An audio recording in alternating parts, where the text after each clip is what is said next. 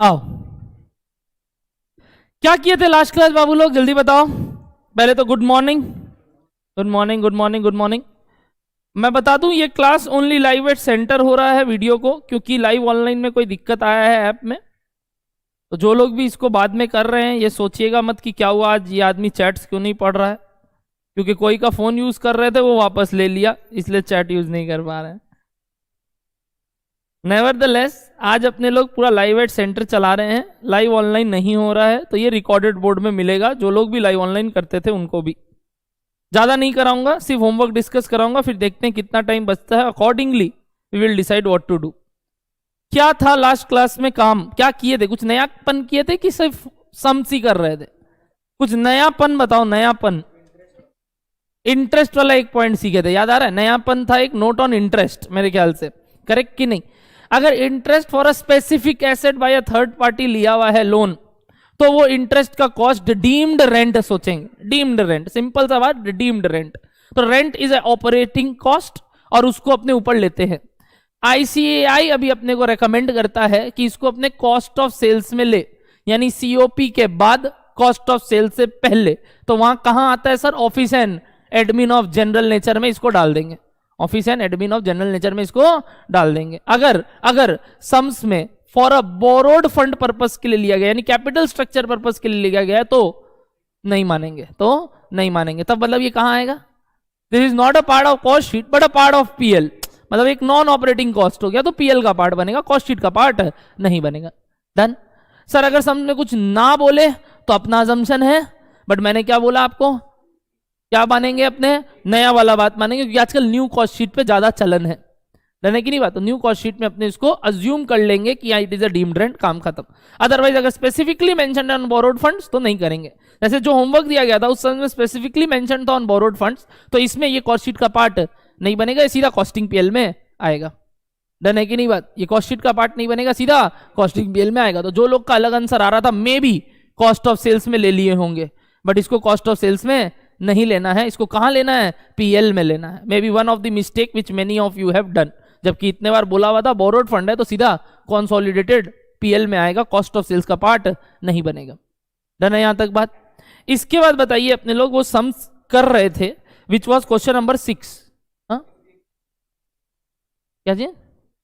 वही तो बोल रहे ऑन बोरोड फंड्स है, बोल तो दिया मैंने, लाइन क्या लिखाया था? On borrowed funds. Borrowed fund मतलब पार्ट ऑफ कैपिटल स्ट्रक्चर। बोलता borrowed to acquire a particular asset, तब वो आता वो।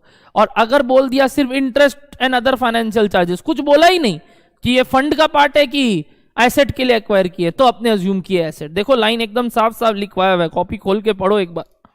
क्या लिखा हुआ था? Interest incurred due to loan on borrowed funds. अगर ये वर्ड है तो it is used for capital structure purpose, मतलब इसका कोई पर्टिकुलर पर्पस नहीं बोला, तो अपने बोलेंगे it is a non operating cost, hence it is not included in cost sheet item. तो मैंने बोला था क्वेश्चन नंबर जो अपने कर रहे थे शायद 13, करेक्ट?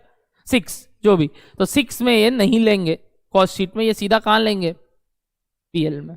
बट मैंने एक सम्स और दिखाया था लास्ट वाला, शायद 13 या 14, वो 13 था। 13 में मैंने आपको बोला था, 13 में जहां 30 एडजस्टमेंट्स थे वहां बोला था सिर्फ interest and other financial charges बोल के वर्ड है। 17 जो भी, I don't remember the question number right now. तो 17 में जो मैंने वो बात बोला था, जो भी एडजस्टमेंट नंबर था उसका, तो उसमें मैंने आपको बोला था कि अपने क्या लेंगे, उसमें अज्यूम करेंगे डीम्ड रेंट है और उसको अपने कॉस्ट ऑफ सेल। तो वहां तक तभी पहुंचे ही नहीं, ठीक है? बट फिर भी नोट आया तो बताना जरूरी है, और वो नोट लिखा था if nothing is mention generally assume as deemed rent. Done. चलो अब क्वेश्चन नंबर कौन सा?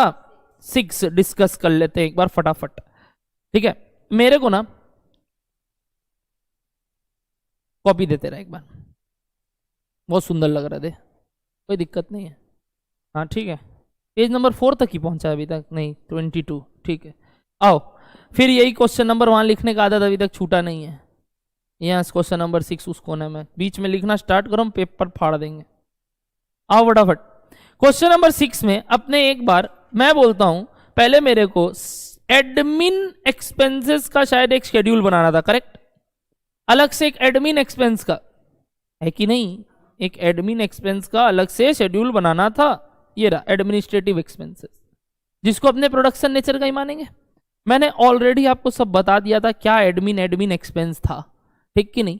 एक एक करके मैं डिस्कस कर रहा हूं वापस से, आपने भी क्या वो अमाउंट डाला है पूछ लेते हैं, डन है कि नहीं बात। पहले एडमिन एक्सपेंस का बात करते हैं, जिसमें सबसे पहले आया, लाइन से अगर मैं चलूं तो ऑफिस अप्लायंसेस का डेप्रीसिएशन, करेक्ट, ऑफिस अप्लायंसेस का डेप्रीसिएशन, बोलिए।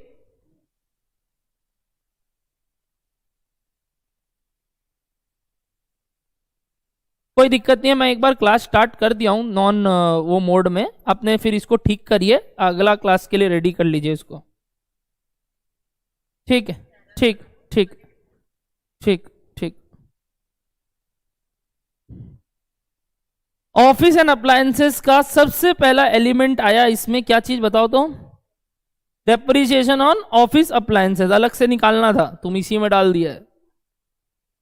इसमें नहीं, ये तुम जो लिखा है इसका अलग से बनाना है, वरना नंबर एक नंबर कट जाएगा। देखो नीचे क्या लिखा हुआ है क्वेश्चन में, आप लोग समझते नहीं हो, एकदम अच्छे से पढ़ो। Making along with schedule showing cost of sales, showing selling and distribution, showing, तो ये जो थर्ड वाला पार्ट है इसका नंबर है, मतलब हमको अलग से शेड्यूल ऑफ एडमिन एक्सपेंस बनाना है, कॉस्ट शीट के अंदर नहीं दिखाना है इसको। कॉस्ट शीट के अंदर तो एडमिन एक्सपेंस ब्रैकेट में लिख दो, शेड्यूल नंबर जो बनाए थे उसका टोटल जो आया कॉस्ट शीट के अंदर, बट ये अलग से क्या बन रहा है इसका, नोट, एक नोट बन रहा है इसका, जो नोट नहीं होके पार्ट ऑफ द क्वेश्चन है, थर्ड वाला क्वेश्चन है, ये थर्ड पार्ट है क्वेश्चन का, समझ गए। तो पहला आया इसमें डेप्रीसिएशन ऑन ऑफिस, क्या था, अप्लायंसेस, अमाउंट बताओगे सब, 870 रुपया, करेक्ट, एक बार मैच करेंगे सब, 870 रुपया। जहां मैच ना हो मेरे को भी बताओगे सर ये गलती कर लिए या सही है, ठीक है। इसके बाद वाला एलिमेंट जो हमको दिख रहा है वो है बिल्डिंग का डेप्रीसिएशन, प्लांट का तो नहीं आएगा, बिल्डिंग का डेप्रीसिएशन। अच्छा, प्लांट का, बिल्डिंग का भी डेप्रीसिएशन पूरा नहीं आएगा, 1/10 पोर्शन आएगा, करेक्ट, 1/10 पोर्शन आएगा, depreciation on building to office 1/10 आएगा। तो पहले तो डेप्रीसिएशन रेट कितना था, 4%, 2 लाख का 4%, 8,000 का 1/10, 800 रुपया का डेप्रीसिएशन ऑन बिल्डिंग इधर चढ़ जाएगा, करेक्ट। एक बार मैं डिस्कस कर रहा हूं, आप लोग जब बनाए होंगे मेरे ख्याल से इसका जहां जहां एडजस्टमेंट था साथ में लिख रहे होंगे, ताकि भूले ना गलती, होपफुली, मतलब मैं बोलूंगा अगर आप एज अ घर पे या एज अ एग्जाम में सम्स बनाएंगे तो जब भी डेप्रीसिएशन ऑफ बिल्डिंग निकाल लेंगे उसका रिक्वायर्ड जगह जगह जगह तीनों जगह भर देंगे, इसलिए मैंने क्या बोला, पहले ही ढांचा बना लो। तो मतलब इसका जो 8/10 हिस्सा है कहां लिख दोगे, कॉस्ट शीट में फैक्ट्री ओवरहेड के अंदर। इसका 1/10 हिस्सा कहां लिख दोगे, डेप्रीसिएशन ऑफ बिल्डिंग में, यहां जो लिखे एडमिन में, और एक और शेड्यूल जो बन रहा है सेलिंग एंड डिस्ट्रीब्यूशन का उसमें भी डाल दोगे 1/10, मतलब ट्रिपल साथ में, ताकि बाद में भूल ना जाए कि अरे यार हम एक जगह किए थी 2 जगह नहीं किए, गलती हो सकता है। बट मैं तो अभी डिस्कस करा रहा हूं कि ये बना होगा तो मेरे को ध्यान रहेगा, ठीक है। आप लोग को ध्यान ना रहे तो ये जो इससे रिलेटेड तीनों काम है तीनों जगह कर देना साथ में ढांचा बना के, डन है। चलो आगे बढ़ते हैं। डेप्रीसिएशन ऑन बिल्डिंग के बाद मेरे को दिख रहा है जो आइटम आ सकता है इधर, रिपेयर्स एंड अपकीप, फैक्ट्री आएगा क्या, फैक्ट्री है, हीट लाइट पावर ये आएगा क्या, और इसके लिए नीचे अगेन कुछ बोला था, क्या आएगा, कितना आएगा, 1/10, ठीक है। तो बता दो कितना हो गया, 65,000 का 1/10, 6,500, क्या हीट था ना, हीट समथिंग 6,500, करेक्ट। तो ये बात ध्यान रखना, इससे रिलेटेड बाकी तीनों जगह जो जगह आ रहा है वहां भी मार दिए होंगे, मान रहा हूं मैं, आप लोग चेक कर लेना एक बार। इसके बाद आया रेट्स एंड टैक्सेस, क्या इसके लिए भी कुछ बोला था, मेरे ख्याल से 2/3 फैक्ट्री का था, 1/3 ऑफिस का था, तो इसका 1/3 कितना होता है, पावर जो भी वर्ड था, टैक्सेस, 2100 इसमें आ गया, करेक्ट। आगे बढ़ते हैं। नेक्स्ट मिसलेनियस फैक्ट्री एक्सपेंस, नाम से ही समझ में आ रहा है, सेल्स सेल्स सेल्स, दिक्कत नहीं है। इधर direct labour, distribution of salary, office salary and expenses है ना, कितना है 8,600, करेक्ट। ये क्या आ गया, ऑफिस, क्या था, सैलरी, जो भी। और कोई ऑफिस का बात दिख रहा है क्या आपको यहाँ पूरे जगह में, कोई भी ऑफिस का बात है क्या, नहीं, इतना ही था मेरे ख्याल से। तो ये हो गया टोटल ऑफ एडमिन एक्सपेंस कितना आया बताओ। ये एक शेड्यूल का नंबर है आपका, टोटल करने में गलती कर रहे हो। 18,870 आया है, 18,870 आया सबका, 18,870। ये हो गया एडमिन का काम खत्म। ऐसी एक और किसका बन रहा होगा, सेलिंग एंड डिस्ट्रीब्यूशन का, समझ रहे हो? नहीं नहीं नहीं नहीं नहीं, कॉस्ट शीट में, कॉस्ट ऑफ सेल्स निकालने में, statement of cost of sales में आएगा, तो पीएल में क्यों जाएगा? देखो मैं कर दे रहा हूं, पहले ये शेड्यूल समझ में आया जो 3 नंबर बनाए, अब मैं 2 नंबर शेड्यूल बना रहा हूं, सेलिंग वाला। बताओ सेलिंग वाले में एक एक करके वापस से ऊपर से देखते हैं, ऊपर से देखते हैं। ऑफिस अप्लायंसेस नहीं, बिल्डिंग बिल्डिंग बिल्डिंग बिल्डिंग का आएगा क्या? बिल्डिंग का आएगा क्या? डेप्रीसिएशन वही 1/10, ठीक है ना। डेप्रीसिएशन ऑन बिल्डिंग कितना बताओ? 800। अच्छा आगे बढ़ते हैं, और कुछ और कुछ और कुछ नहीं नहीं नहीं। अच्छा सीधा आया हीट लाइट एंड पावर कितना? 1/10 है ना। हीट वाला कितना था? 6500। अच्छा बट हाँ रेट एंड टैक्सेस इसमें नहीं आ रहा था, ऑफिस में ही लास्ट आया था, ठीक है। उसके बाद ये तीनों सेल्स सेल्स सेल्स कुछ दिख रहा है, और चौथा भी डिस्ट्रीब्यूशन भी दिख रहा है, करेक्ट करेक्ट। तो ये 4 अमाउंट इसमें आ जाएगा, क्या क्या? 33,600, 11,000, 22,500 और 18,000, चारों आएगा। कमीशन वाला वैल्यू, और क्या क्या नाम बताओ तो एक बार फटाफट। कमीशन, ट्रैवलिंग, ट्रैवलिंग, फिर प्रमोशन, और एक लास्ट वाला क्या था? डिस्ट्रीब्यूशन। कमीशन का वैल्यू 33,600, इसका, इसका, और लास्ट वाले का। क्या डन है यहां तक बात? और कोई दिख रहा है आपको कुछ? और कुछ भी दिख रहा है? कोई और एडवर्टीजमेंट अलग से कुछ किया? नहीं नहीं नहीं नहीं नहीं, कुछ नहीं, सब ले लिए। चलो तो इसका टोटल मार दो, 92,400। एक बार चेक करो सबको, 800, 6,500, 33,600, 11,000, 22,500 एंड 18,000, 92,400 आ गया। ये क्या हो गया? किसका amount? Selling and distribution. But अब एक और सबसे मेन क्या बनाना था? कॉस्ट ऑफ सेल्स का स्टेटमेंट, यानी कॉस्ट शीट, यानी कि कॉस्ट शीट। तो कॉस्ट ऑफ सेल्स का स्टेटमेंट बनाने में सबसे पहले मैं आरएम कंज्यूम लिखना चाहता हूं, बट आरएम कंज्यूम का पूरा डेटा है आपके पास, मैं यहां ब्रैकेट में दिखा रहा हूं, आप पूरा डिटेल्ड दिखा रहे होंगे। बताओ ओपनिंग स्टॉक है क्या? ओपनिंग स्टॉक है क्या? कितना? 1,40,000, और क्लोजिंग कितना है? 1,80,000। एक सेकेंड, 1,40,000 से स्टार्ट होगा, प्लस परचेजेज कितना है? परचेजेज, परचेजेज टोटल मेरे को नेट मत बताना, एक बार मेरे को टोटल बताना। परचेजेज कहां गया, कहां गया परचेजेज? सेकेंड लास्ट, वो तो रिटर्न्स है, पेज 4 में। हाँ मिल गया मिल गया, मटेरियल परचेज 320, ठीक है। तो 320 लिखा, और कुछ खर्चा भी लग रहा है क्या फ्रेट का? कितना? 16,000। अच्छा कुछ रिटर्न हो जा रहा है क्या परचेज? कितना? 4,800, करेक्ट। और क्लोजिंग स्टॉक कितने का? 180। क्या यही रॉ मटेरियल कंज्यूम्ड होगा? कितना आया बताइए? आप पूरा डिटेल दिखा रहे होंगे, हम पूछ रहे हैं कितना आया?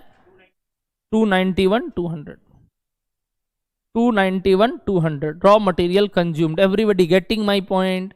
कॉस्ट ऑफ सेल्स के स्टेटमेंट में ये पूरा डिटेल्ड आप लिख रहे होंगे। डन। अगला आराम से, डायरेक्ट लेबर में कुछ अक्रूड था, ध्यान रखना, तो ये पेड मानेंगे ट्रायल बैलेंस में जो दिया हुआ है। बताओ कहाँ है डायरेक्ट लेबर? डायरेक्ट लेबर था कहाँ? लास्ट में, ये रहा 1,60,000, और कुछ अक्रूड दिया हुआ था 8,000 सॉरी, तो यहाँ हो जाएगा 168। मैंने बोला था ये यहीं दिखा सकते हो, 1,60,000 प्लस 8,000, करेक्ट। अक्रूड था कुछ। डायरेक्ट एक्सपेंस कुछ है क्या? डायरेक्ट एक्सपेंस, एक्सपेंस कुछ है क्या? नहीं। तो इनका टोटल क्या होता है? कितना आया? 459,200, चेक इट, 459,200, करेक्ट। आगे बढ़े, ठीक है। प्राइम कॉस्ट के बाद क्या करते हैं? Factory overhead. अच्छा इसके अंदर क्या बहुत सारे एलिमेंट्स आएंगे, तो या तो यहीं दिखा दो या इसको भी वर्किंग नोट कर दो, क्योंकि बाकी दोनों का दिखाए हो, या यहीं भी दिखा दो। देखो कॉस्ट शीट बड़ा करा के आप लोग फॉर्मेट का क्या होगा, फिर 2 पन्ना चले जाएगा, उससे अच्छा इसको क्या दिखा दो? वर्किंग नोट, और यहाँ का टोटल दिखा दो, क्योंकि बाकी सबका दिखा ही रहे हैं। बट ये पार्ट मांगा नहीं था, अपने अपने सेवा के लिए कर रहे हैं ताकि इजी काम हो जाए। फिर भी मैं एक बार यहां दिखा रहा हूं, आप चाहो तो वर्किंग नोट में भी दिखा सकते हो क्योंकि इसमें बहुत सारे एलिमेंट्स आ रहे हैं। ठीक है, ऊपर से वापस चलते हैं तो सबसे पहला आएगा इसमें प्लांट एंड मशीन का depreciation. If I am not wrong, सबसे पहला आएगा इसमें depreciation on plant and machinery. कितना amount? 46,000 rupees, sorry 050, correct. Plant and machine का डेप्रीसिएशन आ गया। अगला एलिमेंट अगर मैं लाइन से चलूं तो मेरे को लिखा बिल्डिंग का 8/10 वाला है ना, डेप्रीसिएशन ऑन बिल्डिंग कितना? 6400। आगे बताओ, अगला आइटम आप बताओ, आप बताओ, आप बताओ। यहां कुछ नहीं, यहां तक कुछ नहीं। यहां इनडायरेक्ट लेबर 18,000, बट कुछ अक्रूड भी है, मेरे को ध्यान है कुछ अक्रूड भी है 1200 का। ठीक है, तो इनडायरेक्ट लेबर 19,200। मैंने लास्ट क्लास बहुत बार बोला, इस पॉइंट में पिच भी कर रहा था। ठीक है, उसके बाद फैक्ट्री सुपरविजन 10,000। कितना? 10,000। अगला रिपेयर्स का कितना हिस्सा? पूरा हिस्सा आएगा ना, क्योंकि वो फैक्ट्री का ही है सिर्फ। नेक्स्ट हीट का heat light power, heat light and power का 8/10 हिस्सा कितना है? 52,000। Clear. Next rate and taxes का 2/3, याद आ रहा है? रेट एंड टैक्सेस का 2/3 4200। आगे बढ़ते हैं, मिसलेनियस फैक्ट्री एक्सपेंसेस, बस कंप्लीट। और कोई सेल्स डिस्ट्रीब्यूशन नहीं, कुछ नहीं और दिख रहा है हमको। डन है सारा काम। तो इनका टोटल अलग से दिखा दो वापस से, या बता दो मेरे को एक बार टोटल बता दो इन सब का। 175 नहीं हुआ तब, 17550 बोलो, 75 मत बोलो, 170,550 यही आया तुम्हारा भी। ठीक है, यहां तक कंप्लीट। अच्छा, इनको टोटल करते हैं तो क्या मिलता है? ग्रॉस वर्क्स कॉस्ट या नेट, क्योंकि सेल ऑफ स्क्रैप कुछ है नहीं, बट ये कंप्लीटेड यूनिट्स का नहीं है। अभी क्या इससे एडजस्ट करना है? इससे क्या एडजस्ट करना है? WIP, correct. पहले इन दोनों का टोटल बता दो तो। प्राइम कॉस्ट और 170,550 का 629,750, करेक्ट। अब add opening stock of WIP less closing stock of WIP, क्योंकि यहां पे कोई वो क्या बोलो तो सेल ऑफ स्क्रैप नहीं है। तो ये हो गया net factory cost of completed units. जल्दी बताना, ओपनिंग कितना था? ओपनिंग कितना था? 2 लाख। क्लोजिंग कितना था? 192। तो 8,000 से बढ़ गया नेट में, यानी कितना हो गया? 637,750, करेक्ट। 637,750। कोई को भी दिक्कत कि नहीं भैया मेरा टोटल नहीं आ रहा है, रुक जाइए, रोक सकता है हमको। Done. Net factory cost of completed units, done. अच्छा, इसके बाद क्या करते हैं? Office and admin. तो एडमिन का तो शेड्यूल बनाया हुआ था, वहां से कॉपी पेस्ट करना है। अमाउंट क्या था? 18,870, खत्म। शेड्यूल 3। इसका टोटल को क्या बोलते हैं? COP। बताओ COP कितना आया तब? 6 लाख, ये तुम लिखा नहीं, 6,56,620। ठीक है, इसके बाद क्या एडजस्ट करते हैं? Opening finish goods less closing finish goods. Opening finish goods कितना है? 80,000। और क्लोजिंग कितना है? 1,15,000, सॉरी 1,15,000 ना।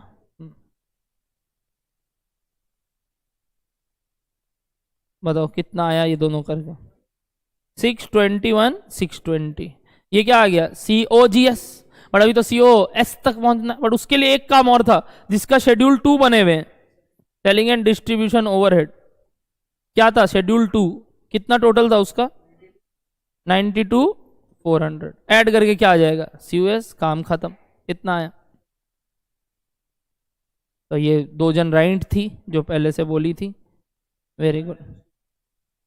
मैं बोला ना कोई कारण के वजह से कोई ना कोई गलती करेगा। मेरे ख्याल से मैंने बुक में आंसर्स लिखा था, तो 17,14,020 ये है ना। हाँ, 2 जन का था ये, एकदम सही। डन है क्या कॉस्ट? जो भी गलती की है अब ध्यान दो, ध्यान दो, जो लोग भी जो गलती की है ध्यान दो। ये आया क्या? Cost of sales. क्या सम्स खत्म? क्या सम्स खत्म? नहीं, एक काम और करना था, कंडेंस्ड पीएल। एक काम और करना था, क्या बनाना है?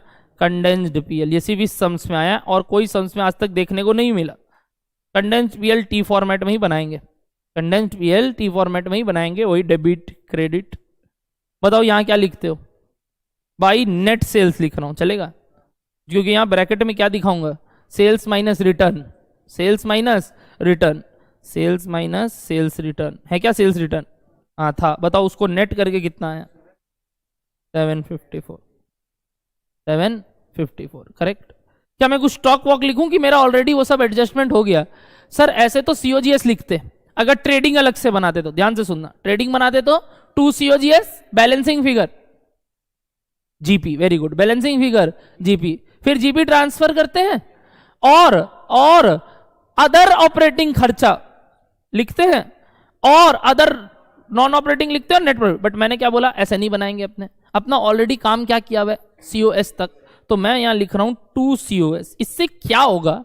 इससे क्या होगा? जीपी नहीं आएगा, ऑपरेटिंग प्रॉफिट आएगा। बट मैं तो बोल रहा हूं वो भी मत निकालो, लिखो क्यों ऑपरेटिंग प्रॉफिट। अब क्या कर दो, अगर कोई और खर्चा जो कॉस्ट शीट में नहीं लिए बट पीएल में आता है वो देख लो। पहले बोलो कॉस्ट ऑफ सेल्स कितना आया खर्चा? 714,020। और कोई खर्चा था क्या जो इसके अलावा पीएल में आता है? Okay, to interest on borrowed funds.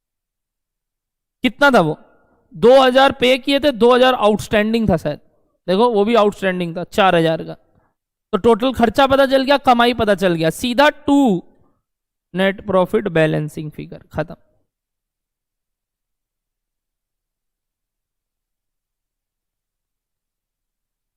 $35 खत्म सम्स।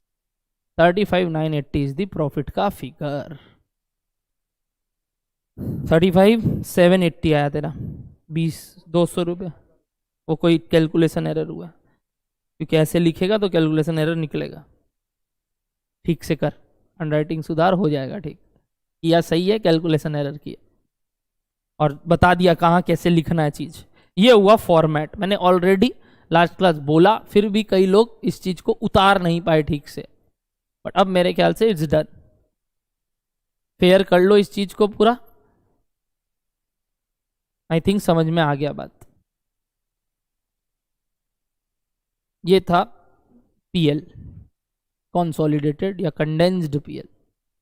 कंसोलिडेटेड क्यों बोलूं? कंसोलिडेटेड मतलब 2 जन मिला के होता। Condensed PL.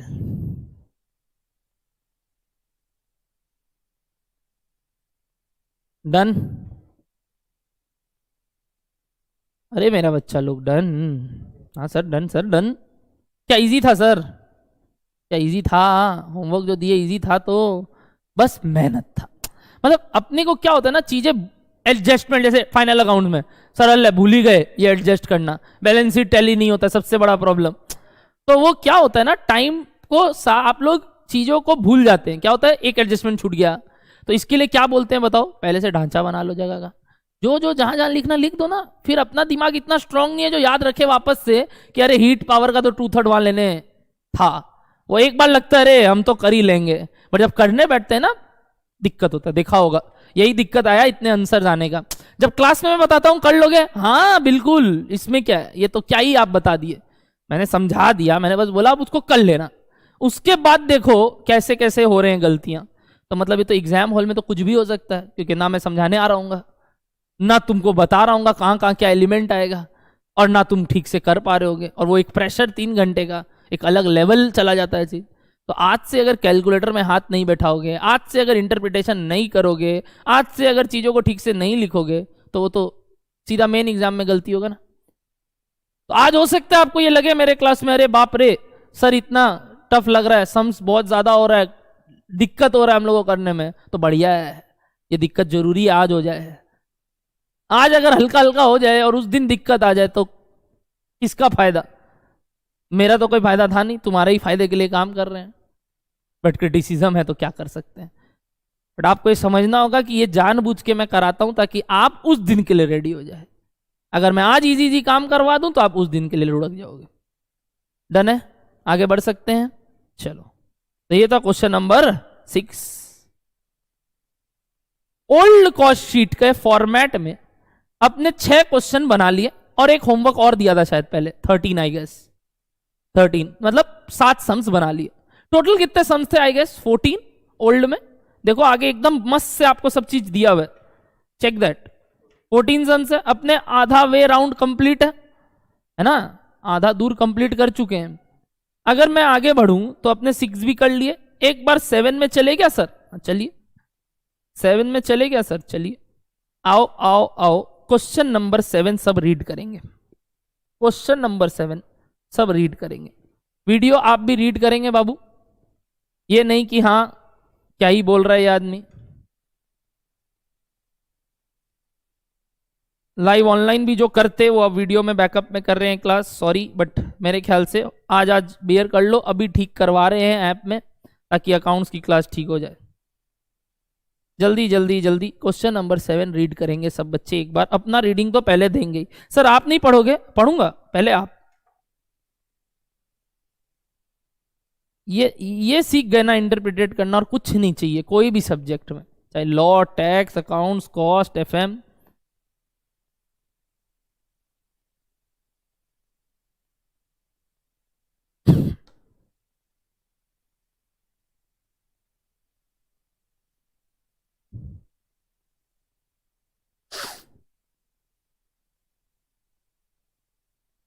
ये क्लासेस कॉस्ट शीट की मैं वापस से कराऊंगा, जो लोग भी नए आए हैं उन लोग में भी, तो जिनका भी अगर छूटा हुआ है, आपके दोस्त मित्र का बोल रहा था कि भाई मेरा तो हुआ ही नहीं, ये स्टे एडमिन था नहीं, तो दिक्कत का बात नहीं है, लाइव होगा वापस से कॉस्ट शीट। सिर्फ बेसिक्स का क्लास उन लोग को देखना, 4 बेसिक्स का क्लास देखना और आ जाना है।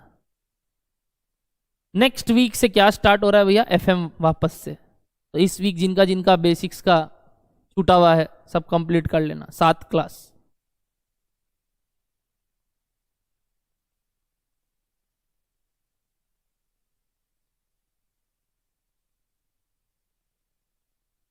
क्वेश्चन नंबर 7 रीड हो गया एक बार? थोड़ा सा मैं पढ़ूं अब साथ में, प्लीज बोलो। आप बोलोगे तभी स्टार्ट करूंगा। हो गया तो एक बार? हाँ, टाइम मैं पूरा दूंगा आप लोग को, क्योंकि मेरे पास वही है देने को, आपके पास पैसा। Question number 7, X limited has capacity to produce कितना? ये सब कैपेसिटी वर्ड सब घबराते नहीं हो तो, बेसिक्स किया हुआ है। क्या होता है कैपेसिटी? औकात है मेरा, सीधा सा वर्ड बोले तो औकात है, मतलब हम इतना काम कर सकते हैं। कितना बना सकता है वो? 1 साल में बोल रहा है, 1 मंथ में, 1 मंथ में हम 1 लाख का प्रोडक्शन कर सकते हैं। वेरी गुड, कर सकते हो तो करो। It works cost at varying level of production is as follows. Wow wow wow, obviously जैसे जैसे प्रोडक्शन बढ़ेगा खर्चे बढ़ते हैं, खर्चे बढ़ते हैं। डायरेक्ट वाले बढ़ेंगे, इनडायरेक्ट वाले अगर सम्स बोलेगा तो बढ़ेगा। फिक्स्ड कॉस्ट ऐसे बोलूं या मैं बोलूं वेरिएबल और फिक्स्ड वर्ड बोलूं?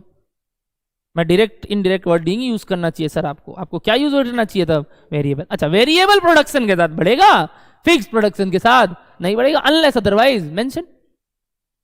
वो पर यूनिट का बात कर रहा हूं, मैं टोटल में बात कर रहा हूं अभी, उसका बात भी क्लियर कर देते हैं। टोटल में वेरिएबल कॉस्ट बढ़ेगा जैसे जैसे प्रोडक्शन बढ़ेगा, टोटल में फिक्स्ड कॉस्ट नहीं बढ़ेगा, भले ही कोई भी प्रोडक्शन हो जाए, अनलेस अदरवाइज सम्स बोल दे कि इसके बियॉन्ड करने के लिए एक और फैक्ट्री लेना होगा तो फिक्स्ड कॉस्ट फिर बढ़ जाएगा, रेंट। करेक्ट? जैसे सम्स में बोलता था ना 5% से फिक्स्ड कॉस्ट बढ़ जाएगा, तो अपने बढ़ा देते थे। पर यूनिट के हिसाब से बोले, पर यूनिट के हिसाब से बोले तो variable cost per unit remain same, but जैसे जैसे प्रोडक्शन बढ़ेगा fixed cost per unit decreases, क्योंकि वो तो सेम रहता है। मेरा बात समझ में आ रहा है? मुद्दा क्लियर हो रहा है क्या आप लोग को? एक चीज नोटिस कीजिए, प्रोडक्शन बढ़ रहा है, कॉस्ट पर यूनिट गिर रहा है, तो घबराने का बात है क्या? घबराने का बात है क्या? क्या आप बोलोगे मतलब भैया खर्चा तो कम हो रहा है, आपने बोला प्रोडक्शन के साथ खर्चा तो बढ़ना चाहिए। अरे बुड़वक, variable cost per unit same, fixed cost per unit decreases with increase in units. इसी को तो आप लोग बचपन में इकोनॉमिक्स में इकोनॉमीज ऑफ स्केल बुलाते थे। क्या बुलाते थे? Economies of scale. कि जैसे जैसे प्रोडक्शन बढ़ता है, due to economies of scale average cost decreases. Due to economies of scale average cost, ये इकोनॉमीज ऑफ स्केल जो वर्ड आप इकोनॉमिक्स में पढ़ते थे, दैट इज नथिंग बट जितना ज्यादा प्रोडक्शन करोगे पर यूनिट कॉस्ट कम आएगा, आप सस्ते में माल बेच सकते हो, मतलब आपका खर्चा कम कर सकते हो। ज्यादा प्रोडक्शन करो। क्यों कौन सा खर्चा कम होता है per unit? Fixed cost. Variable तो पर यूनिट सेम रहता है। तो ये जो दिया हुआ है आप लोग को, इससे अब आपको घबराना नहीं है। मैं बार बार ये बात बोल रहा हूं, ये जो पैटर्न देखने को मिला, ये क्या कोई काम आएगा भैया आगे? कोई काम, मतलब इसका जो आपने ये इंटरप्रिटेशन कराया सम्स में आगे काम आएगा क्या? मेरे को नहीं मालूम अभी तक क्या काम आएगा, बट इतना पता चल गया, अपने दिमाग में ये चलना चाहिए कि हाँ ये पर यूनिट कॉस्ट गिर रहा है प्रोडक्शन बढ़ने से, ये तो ऑब्वियस है। बट क्या टोटल में गिर रहा होगा? टोटल में गिर रहा होगा? नहीं। एक बात बताओ, 10% लेवल यानी 1 लाख का 10% मारो तो, 1 लाख का 10% मारो तो 10,000, 10,000 इंटू 400 करो तो ये तो टोटल कॉस्ट हो गया। एक एक यूनिट का 400 खर्चा, तो 10,000 यूनिट का कितना खर्चा बताओ? 40,000 खर्चा। अब 1 minute, 40 lakh sorry, 1 minute, 20% level पे कितना यूनिट्स बन रहा होगा? 1 लाख का 20%, 20,000, 20,000 इंटू 390 करो। कॉस्ट तो बढ़ा ही, पिछली बार कितना था? 40 लाख, अब कितना हो गया? 78 लाख जो भी आया। टोटल बेसिस पे तो कॉस्ट बढ़ रहा है क्योंकि fix cost remain same, variable cost increase. Per unit basis में कॉस्ट गिरता। घबराने का कोई बात नहीं, इंटरप्रिटेट करवा रहा था क्योंकि अपने बेसिक्स में ये सब बात कर चुके हैं। डन, आगे बढ़ सकते हैं। मतलब अगर यहाँ पे कोई भी लेवल का बात करेगा, अपने को 1 लाख इंटू दिस करके टोटल कॉस्ट आ सकता है। कौन सा कॉस्ट? वर्क्स कॉस्ट यानी फैक्ट्री कॉस्ट। कहां तक पहुंच सकते हैं? सीधा, यानी उसके ऊपर का मेहनत नहीं करना, उसके नीचे का पक्का कुछ बात बोल रहा होगा आगे। डन है, मतलब आपको वो सब करके दे दिया हर एक डिफरेंट लेवल्स पे। आगे बढ़ते हैं। It's fixed admin expenses related to production. क्या वर्क्स कॉस्ट के नीचे आता है? तुरंत उसके नीचे आता है, सीओपी के अंदर आता है। तो वही उसके बारे में अलग से क्या बोला? अमाउंटेड टू कितना? 1.5 लाख। क्या ये कोई भी लेवल ऑफ प्रोडक्शन हो आएगा? क्या ये एडजस्ट करोगे उसके हिसाब से? क्या ये कोई भी प्रोडक्शन लेवल हो, चाहे 10, चाहे 60, चाहे 100, क्या ये 1.5 ही लिखोगे? क्यों? फिक्स्ड वर्ड था, ध्यान रखना, फिक्स्ड वर्ड था। तो जैसे ही अपने कोई भी स्टेटमेंट बोलता है, वर्क्स कॉस्ट तो निकाल लेंगे एट 60%। वर्क्स कॉस्ट कैसे निकालेंगे सर? 1 लाख का 60% इंटू 350। इसके बाद क्या ऐड कर देंगे? 1.5 लाख। सिंपल क्या ऐड कर देंगे? 1.5 लाख। सर 50 में भी यही करते हैं। हाँ, this into this plus 1.5 lakh. कहां तक पहुंच जाते? सीओपी तक। सीओपी तक। अभी तक जो पढ़ रहा हूं उसका इंटरप्रिटेट कर रहा हूं, इसलिए पहले आपको पढ़ने दे देता हूं ताकि आगे का बात आपको पता है। सर आप लोग उंगली करोगे, सर रुकिए रुकिए आगे कुछ बोल रहा है। मैं चाहता हूं आप समझो ये सब बात। आगे बढ़ते हैं। फिक्स्ड मार्केटिंग एक्सपेंसेस इज कितना? 250 पर मंथ ही दिया था सब रेस्पेक्टिवली। तो मतलब ये क्या है? सेलिंग में आएगा, सीओपी के बाद, सीओएस के पहले। ये भी एज इट इज हो जाएगा क्या? क्योंकि फिक्स्ड है। Very good. तो वेरिएबल डिस्ट्रीब्यूशन, दी वेरिएबल डिस्ट्रीब्यूशन कॉस्ट। पहले तो बताओ डिस्ट्रीब्यूशन कॉस्ट आता कहां है? सेलिंग एंड डिस्ट्रीब्यूशन में। सेलिंग एंड किस यूनिट्स के लिए लगता है? सोल्ड यूनिट्स के लिए। किस यूनिट्स के लिए लगता है? सोल्ड यूनिट्स के लिए। कितना करके? 30। यहां से कौन सा यूनिट मिलता है? Production units. देखते हैं आगे कुछ फिक्स, अगर ओपनिंग क्लोजिंग का एडजस्टमेंट हुआ तो ठीक, नहीं हुआ तो जितना प्रोड्यूस किया उतना सेल किए, जितना प्रोड्यूस किया उतना। अगर ओपनिंग क्लोजिंग का कुछ एडजस्टमेंट देगा फिनिश गुड्स का तो कर लेंगे, नहीं देगा तो क्या मानेंगे? जितना प्रोड्यूस किया उतना सोल्ड किए। तो जितना भी यूनिट्स आएगा इंटू 30 रुपीज कहाँ आ जाएगा? सेलिंग एंड डिस्ट्रीब्यूशन में। और एक खर्चा अदर देन ये क्या? फिक्स्ड मार्केटिंग वाला, वो प्रोडक्शन लेवल के हिसाब से चेंज होता रहेगा। 16 किससे इंटू करना है। आगे बढ़ते हैं। 30 रुपया sorry. It can market 100% of its output. कुछ बहुत अच्छा बात बोला, बोल रहा है वो चाहे तो, मार्केट मतलब वो चाहे तो अपना पूरा का पूरा 100% आउटपुट बेच सकता है। कैसे? एट 500। अच्छा सेलिंग प्राइस भी बता दिया कितने रुपए पे? वो चाहे तो 1 लाख का 1,05,000 रुपया में बेच सकता है, चाहे तो। इफ कैन मार्केट, प्रोवाइडेड, ये करने के लिए उसको क्या करना होगा? Provided it incurs the following further expenditure. अच्छा बोल रहा है अगर 100 का 100 बेचना है तो कुछ ये खर्चे और करने होंगे। मतलब इससे पहले के जो खर्चे हैं वो तो करने ही होंगे, उसके अलावा और खर्चे करने होंगे to sell all the 100% of our output. ठीक है, अदरवाइज बाकी का आउटपुट 100% नहीं बिकेगा। मतलब पक्का कोई और दो स्केल पे बात कर रहा होगा नीचे, देखते मेरे को जो अभी तक समझ में आया संस पढ़ के। क्या चीज? ये एस्टिमेटेड सेल्स तो हो गया 1 लाख यूनिट पर मंथ के लिए। आगे देखते हैं क्या बात बोल रहा है। It gives the gift item costing ₹30 per unit of cell. अच्छा, अगर 1 लाख यूनिट बेचना है तो 1 लाख इंटू 30 लाख रुपए का कोई गिफ्ट भी देते रहना होगा। वो कहाँ आएगा? Gift expenses, selling and advertisement में। एडवर्टीजमेंट तरीके का खर्चा हो गया तो सेलिंग एंड डिस्ट्रीब्यूशन में आ जाएगा, ठीक है कि नहीं? तो ये अलग से अगर 100% करना है तो, उसके बिलो करना है तो ये सब खर्चे को नहीं लेना है, ठीक। It has a lucky draw every month. अरे गड़ा इलेक्ट्रॉनिक्स में नहीं देखते हो क्या, छाता दे रहा था फ्री, टीवी ले जाओ एक छाता ले जाओ, तो वही चीज है। एक लकी ड्रॉ भी रख के रखा है जो हर मंथ निकालेंगे।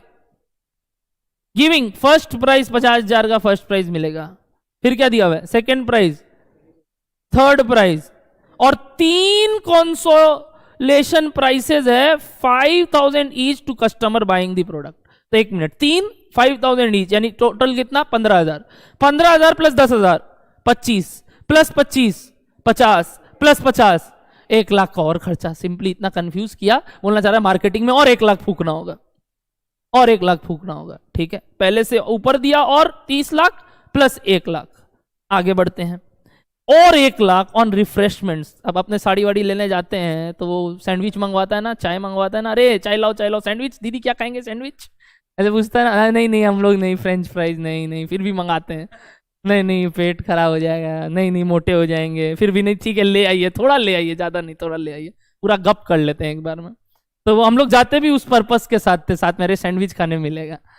सब सत्तायन एसी में वो सब साड़ी वाड़ी का लेने जाते थे, हम नहीं पहनते थे बट जिसके साथ जाते थे, हाँ। It spends 1 lakh on refreshment served every month to its customer, correct. तो वो चीज 1 लाख रुपया हर महीने का लगता है अलग से। और 32 हो गया, अभी ध्यान रखना मार्केटिंग का, बट अलग अलग ही लिखेंगे अपने, जैसे जैसे निकाले हैं। 30 + 1 सेलिंग एंड डिस्ट्रीब्यूशन में अलग से। फोर्थ क्या लिख रहा है?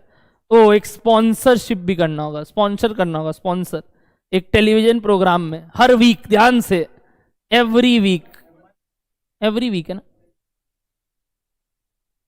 आगे बढ़ते हैं, हर वीक करना होगा। It sponsors a television program every week at a cost of 20 lakhs पर मंथ। देखो ये कंफ्यूज हो गए, पहले अगर हर वीक का बात होता तो हर वीक का कॉस्ट होता, बट लास्ट में लिख दिया नहीं, ये भी मैंने पर मंथ बता दिया तो बस बच गए, वरना पर वीक पर मंथ। ध्यान से, अगर पर वीक का देता तो इंटू 4 करना पड़ता, बट दे दिया, टोटल करके भी दे दिया, तो टेंशन कम हो गया वापस से। तो 20 lakhs का कॉस्ट है और टीवी में स्पॉन्सरशिप एड चलाने का। लो हमसे लो। आगे, अगर वो ये चारों काम नहीं करे तो वो क्या कर सकता है? नीचे लिखा है देखो, यानी ऊपर तक का खर्चा सिर्फ करे तो इट कैन मार्केट कितना %? 30%। यानी जो इतना सारा कहानी दिया कोई काम का नहीं था, ऊपर में जो स्लैब दिया सिर्फ 2 स्लैब काम का था। इसमें से बताओ कौन सा? एक ये वाला और एक ये वाला। मेरा बात समझो, बाकी सब आपको सिर्फ वही बोला ना, समझना है एक बार, काम का नहीं है। क्योंकि 2 टाइप ऑफ सम्स हो गया, एक अगर 30% आउटपुट पे काम करते हैं और एक 100% आउटपुट में काम करते हैं। 30% आउटपुट में काम करेंगे, 30% का 30% बिक जाएगा कितने रुपए में? 550 में। और उस हिसाब से क्या निकाल लेंगे? प्रॉफिट या लॉस। उस हिसाब से क्या निकाल लेंगे? 30% में स्टार्ट कहां से करेंगे? वर्क्स कॉस्ट से। ये ऐसे निकालेंगे 1 लाख इंटू 30%, यानी कि 30,000। 30,000 इंटू 380 क्या मिल गया? Works cost. एक एक महीने का बन रहा है, कॉस्ट शीट फॉर 1 मंथ, एक साल का नहीं है, cost sheet for 1 month for at 30% capacity, at 30% capacity, correct. वो बनाएंगे, वर्क्स कॉस्ट से स्टार्ट करेंगे, कौन सा खर्चा लेंगे, बाकी दोनों और जो है ना। और एक ये भी 30 रुपीज वाला डिस्ट्रीब्यूशन, ये 3 खर्चा और आएगा। और क्या मिल जाएगा? Cost of sales. क्या मिल जाएगा? सेल्स पता है आपको जितना यूनिट्स है, यानी कितना? 30,000 इंटू 550 बैलेंसिंग फिगर प्रॉफिट। ये क्या मिल जाएगा कि अगर 30% आउटपुट पे काम करते हैं तो क्या होगा?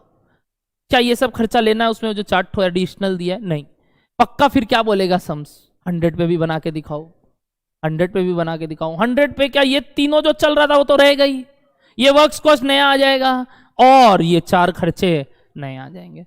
सेल्स अगेन 500 पे होगा, 550 नहीं, और सस्ते में बेचना पड़ रहा है माल बेचने के लिए। सोचो, कॉन्सेप्ट समझो ना। कोई भी जन को अगर अपना सारा माल बेचना है तो थोड़ा सेलिंग प्राइस गिराना पड़ रहा है, मतलब इतना अच्छा लॉजिकल सम्स है, बट इंटरप्रिटेशन अपने करते नहीं, अपने को तो सिर्फ सम्स पर्पस सीखना है। तो 500 इंटू कितना कर देंगे, 1 लाख, सेल्स मिल जाएगा, बैलेंसिंग फिगर, प्रॉफिट मिल जाएगा। क्या मांगा है लास्ट लाइन में बोलो तो? वही लिखा, without incurring the expenses referred to 1 to 4। नहीं भी बोलता तो ऑब्वियसली मैं समझ गया था 1 to 4 तो तभी लगेगा अगर 100% आउटपुट बेचना है तो। और ये समझा भी दिया वापस तुम लोगों की, भाई जब 30% में काम करो वो 4 खर्चा मत लेना। Done. Advise the company on its course of action. अब आपका काम चालू होता है एज अ सीए। एडवाइस, ये ही करना है आपको जीवन में। पैसा कमाने के लिए सिर्फ और सिर्फ ज्ञान बांटना होता है, काम करके देने से कोई लाभ नहीं है। आप अपना नॉलेज उसको इम्पार्ट करो या फिर उनको उस नॉलेज को यूज करके हेल्प कर दो। जिसको कंसल्टेंसी करना आता है वो कुछ भी कमा सकता है, क्योंकि इस चीज का कोई मोल नहीं है। हम चाहे तो 10,000 ले, हम चाहे तो 1 लाख ले, हम आपका पोर्टफोलियो संभाल लेंगे, हम आपका बिजनेस संभाल लेंगे, हम आपका सारा डेटा कर लेंगे, कॉस्ट कटिंग कर देंगे। आप हमको दो तो सही काम, और इसका कोई मोल नहीं होता है। करोड़ों में पैकेज लगता है। आप देखो CFO CEO जो बनते हैं, बस ये काम के लिए आप CA की पढ़ाई कर रहे हो, समझ लेना। तो आपको एडवाइस करना है लोगों को कि भाई ये कर, और उसमें कोई दिक्कत भी नहीं है, डॉक्टरी वाला काम है। कहीं फेल भी हो गया कोई बात नहीं, हम तो एडवाइस दिए थे, जरूरी थोड़ी ये होगा। बट हाँ, ऑब्वियसली लोग आप पे बेट कर रहा है क्योंकि आपका एडवाइस चलता है। आज आप जिस डॉक्टर के पास जाते हैं, आप बोलते हैं यार उसका बात सही था, पकड़ लेता था वो बात, ठीक कि नहीं? मतलब कोई बीमारी अगर आपका ठीक कर देता, आप क्या बोलते हैं, नहीं भाई ये डॉक्टर अच्छा है। वहीं कहीं गड़बड़ हो जाएगा, नहीं इसका एडवाइस अच्छा नहीं है, जल्दी खत्म होगा वो काम डॉक्टर। सेम चीज हम लोग के साथ है इंडस्ट्री में, सेम चीज आपके साथ है, क्योंकि आप भी एक सर्विस इंडस्ट्री ज्वाइन करोगे, करेक्ट कि नहीं? तो आपको समझना होगा आपका मेन काम यही होगा, किसी को सर्विस देना, यानी कंसल्टेंसी देना। तो आपको इस आदमी जो ये कंपनी में आप बैठे हो, आप उसके टॉप लेवल मैनेजमेंट में बैठे हो, और अब आपको एडवाइस करना है कंपनी को कि नहीं भाई जाओ क्या 100% तक की 30 पे चलाओ काम।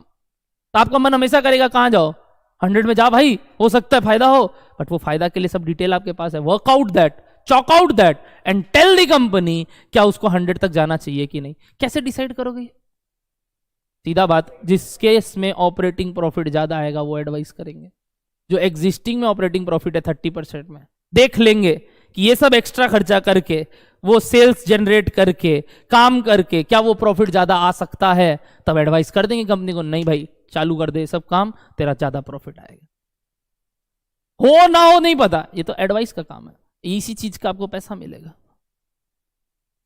So your supporting cost sheets, मतलब एडवाइस मेन आंसर है, बट उसके लिए आपको कॉस्ट शीट बनाना पड़ेगा।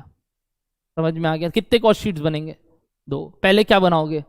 Cost sheet at 30% capacity for 1 month. Sir हम चाहे तो 1 साल का बनाए, बनाओ ना यार, क्या दिक्कत है? बट मैं चाहता हूं जब 1 मंथ का सब डेटा पता है ऑलरेडी, तो क्या दिक्कत है तुमको 1 साल बनाने का?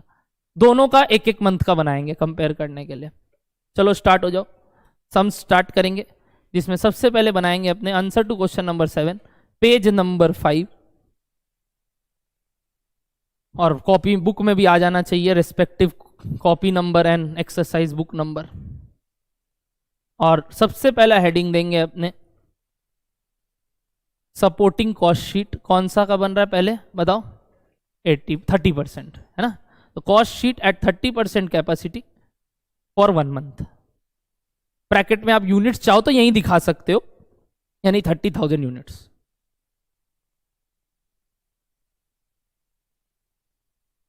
पहला आइटम रॉ मटेरियल कंज्यूम्ड, वही लिखे क्या? रॉ मटेरियल कंज्यूम्ड, ये सब तो कर दिया, वो prime cost, works, factory overhead सब करके वर्क्स कॉस्ट बता दिया, बस टेंशन खत्म। सीधा वर्क्स कॉस्ट से स्टार्ट करेंगे कॉस्ट शीट।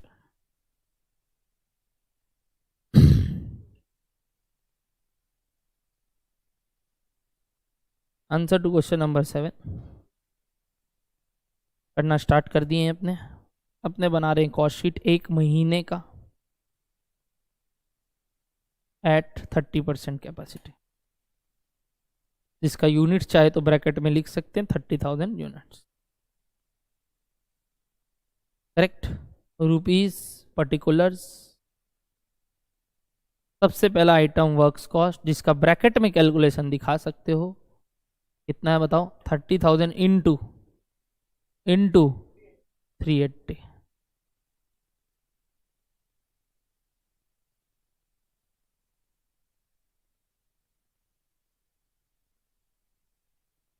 बना ही नहीं रहे हम। I am currently operating eight 30 lakhs, 30,000, यही तो सम्स बोल रहा है। तुम आज प्रोडक्शन 30,000 का कर रहे हो, सेल भी 30,000 कर रहे हो, तुम्हारा औकात 1 लाख तक जाने का है, तो सम्स यही पूछ रहा है जाए क्या वहां तक। ये नहीं है कि तुम अभी 1 लाख कर रहे हो प्रोडक्शन और तुम बेच 30,000 रहे हो। मैं समझ गया तुम्हारा बात। तुम ये सोच रहे है सम्स 1 लाख प्रोडक्शन कर रहा है, बेच 30,000 रहा है। ध्यान से पढ़ो। It can market 30% of the output without, ये कुछ भी काम स्टार्ट नहीं किया है। ये जब इसको पता है कि हम 30% ही बेच सकते हैं, तो काम भी कितने का करेगा? तो क्यों क्या करेगा स्टॉक रख के? तुम बोलेगा अगले साल बेचेंगे, तो अगले साल फिर तुम 100% में, तो हर साल तो स्टॉक बढ़ता रहेगा बढ़ता रहेगा। बेवकूफ थोड़ी है हम लोग। तो जब हमको पता है हम 30% ही अपना आउटपुट का बेच सकता है, जितना मेरा औकात है उसका बेच सकता है, तो हम उतना ही बनाएंगे, क्योंकि उस कारण से मेरा पक्का वर्क कॉस्ट कम लगेगा। बात सोचो ना, वेरिएबल कॉस्ट तो बच रहा है, तो हम जबरदस्ती अपना कॉस्ट बढ़ाए। तो ये चीज हुआ नहीं। आज ऐसा बोलता ना सम्स में कि काम कर रहा है 100% आउटपुट पे, बट बेच पा रहा है 30%, तब तुम्हारा वाला बात होता। और उसको बेचने के लिए अब ये सब खर्चा करना पड़ता, तब वो काम करते। बट वो सम्स नहीं है। सम्स में अपने मान रहे हैं प्रोडक्शन 30,000 हो रहा है, सेल भी 30,000 हो रहा है। सेकंड पार्ट में प्रोडक्शन 1 लाख हो रहा है, सेल भी 1 लाख हो रहा है। गुड डाउट, बट मैं समझा दिया आपको क्या बात था। यानी I am starting with production of 30,000 only and selling also 30। तो बताओ 30,000 इंटू 380 आ गया होगा वैल्यू, कितना आया? 11 14 lakhs, 114 लाख बोलो। अरे अभी तो अपने करोड़ में दिक्कत हो रहा है, मिलियन बिलियन बोलूंगा तो आप लोग सो जाओगे। अच्छा 1 बिलियन में कितना जीरो होता? छोड़ दो 1 बिलियन। अच्छा 1 मिलियन कितना लैक्स होता है? 1 मिलियन इज इक्वल्स टू कितना लैक्स? 10 लाख। तो 1 बिलियन इज इक्वल्स टू कितना crore?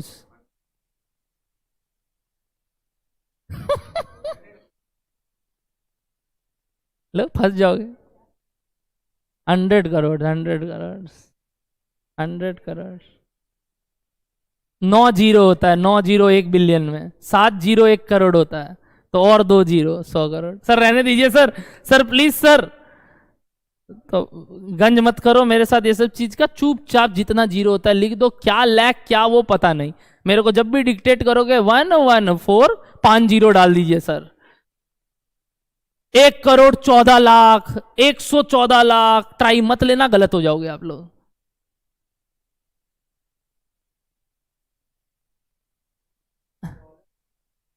Dollar trillions,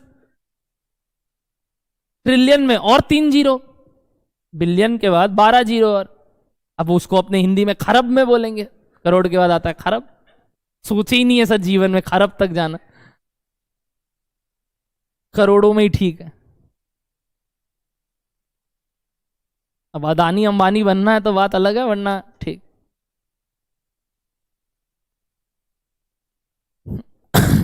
works cost done. इसके बाद admin overheads, correct, to calculate COP. Admin overhead है क्या? कोई एडमिन ओवरहेड है क्या? कितना है? बस 1.5 लाख फिक्स। टोटल सीओपी, क्या यही सीओजीएस? अब समझ में आया तुम्हारा डाउट अवनीश? यही सीओजीएस। नहीं तो हम क्यों बेकार का ऊपर वर्क्स कॉस्ट बढ़ाए फिर उसको लेस कर दे? बेकूफी है सब काम करना। समझ बोलता तो जरूर, वो बेवकूफी भी करते। सीओजीएस आ गया 1155000, 4 जीरो डन। इसके बाद 2 खर्चा और है। एक मार्केटिंग का कुछ था क्या, और एक डिस्ट्रीब्यूशन का था। Marketing overhead, distribution overhead. Sir हम सेलिंग के अंदर दोनों दिखा दे, जैसे दिखाना है दिखाओ, बट इनर कॉलम में तो लिखोगे अमाउंट टोटल। तो मैं अलग अलग ही लिख दिया, मार्केटिंग ओवरहेड और डिस्ट्रीब्यूशन ओवरहेड। मार्केटिंग ओवरहेड साफ साफ टोटल बता दिया, कितना? 2.5 लाख, ठीक है। और डिस्ट्रीब्यूशन का क्या वैल्यू कैलकुलेट करेंगे, कितना बिक रहा है? 30,000 ही बिक रहा है, कितना रुपया करके? 30 रुपया करके। और खर्चा लग रहा है कितना हो गया? 9 लाख। टोटल सीओएस बताओ, सीओएस कितना आया? टोटल कितना है 127,520, करेक्ट। 1,27,00,000 का कॉस्ट ऑफ सेल्स 30% पे। 30% पे सेल्स कितना कर पा रहे थे? 30% पे 30%, और कितना पे, ध्यान रखना, ये 550 पे बेच रहे थे, इसको 500 पे नहीं 550 पे बेच रहे थे। ध्यान रखना, हड़बड़ी में लोग गलती कर देंगे, पहला फिगर 500 दिमाग में रहता है। 550 था तो 30,000 इंटू 550 कितना आया?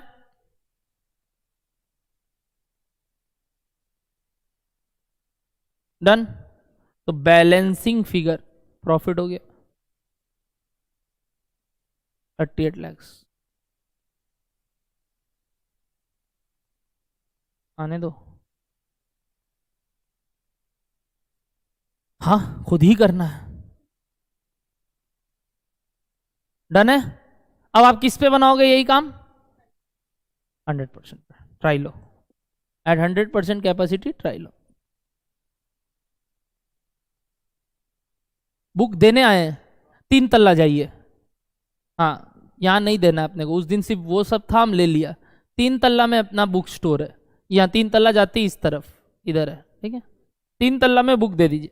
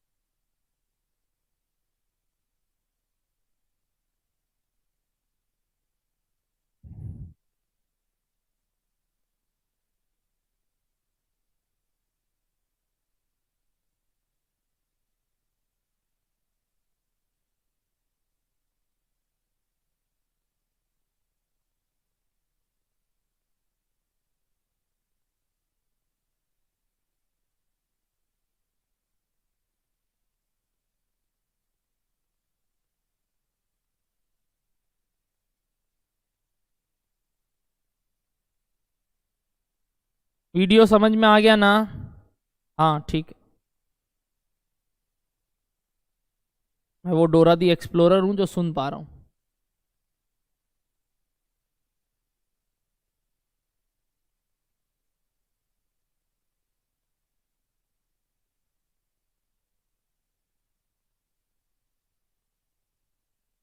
Cost sheet for 1 month at 100% capacity, यानी 1 लाख यूनिट बेचेंगे बना के।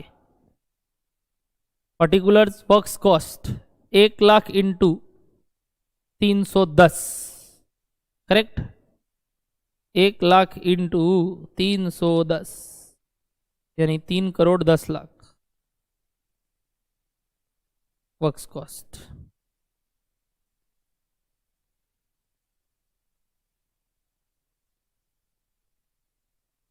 एडमिन ऑफ प्रोडक्शन नेचर क्या अभी भी लगेगा जो 30 में लग रहा था? हाँ उड़ा मत देना किसी, वो अब 4 लगेगा, वो 3 नहीं लगेगा। वो 3 तो लग ही रहा है और 4 नया आ गया। Admin overhead 1.5 lakh, which gives us 325। ये तो है नहीं, गलती लिख दिया, 3,11540। COP COGS COP COGS। Next, अब बहुत बड़े खर्चेज हैं, बहुत सारे हैं, पहले से 2 तो है ही, अदर देन दैट और 4, यानी 6 आइटम आएगा अब इसके नीचे। Before we come to cost of sales, there are 6 items we need to write down. Already जो था वो था मार्केटिंग का, कुछ पहले से कर रहे थे, कितने का? 2.5 लाख। अदर देन दैट एक डिस्ट्रीब्यूशन एक्सपेंस आएगा 30 रुपया करके, बट अब तो वो 1 लाख पे आएगा, यानी कितना? 30 लाख।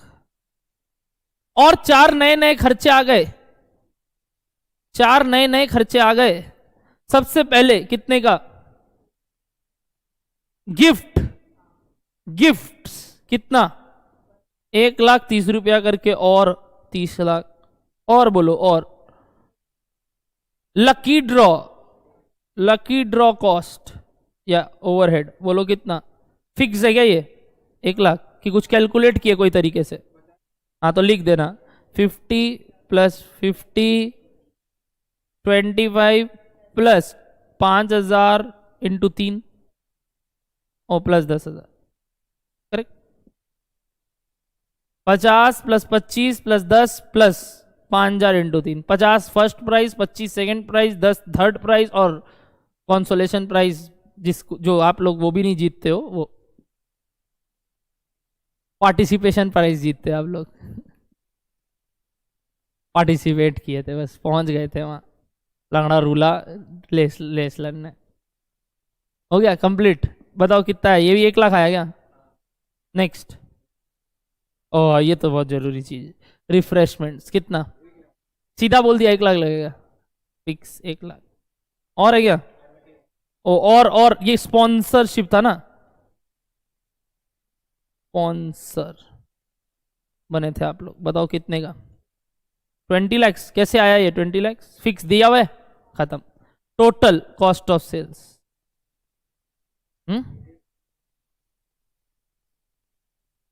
3,96,00,000 ठीक है 396 लाख ऑल सेम अच्छा सेल्स 1 लाख इंटू 550 ओ 500 हाँ दाम कम था याद रखना उसके लिए 500 था वहां 550 यहाँ 500 तो 500 lakh 5 crore profit balancing figure क्या फायदा हो रहा है क्या 104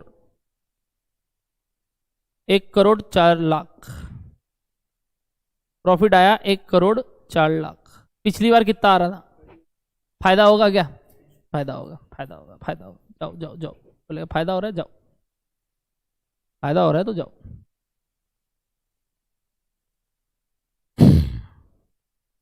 तो एडवाइस फाइनल आंसर ये नहीं है एडवाइस नहीं करेंगे 1 नंबर कट जाएगा एडवाइस मांगा था व्हाट इज योर एडवाइस क्या बोलोगे उसको कैसे लिखा था लाइन एडवाइस क्या उसको करना चाहिए ये सब बोलो हाँ इट शुड इनकर the above additional expense for marketing 100% of its output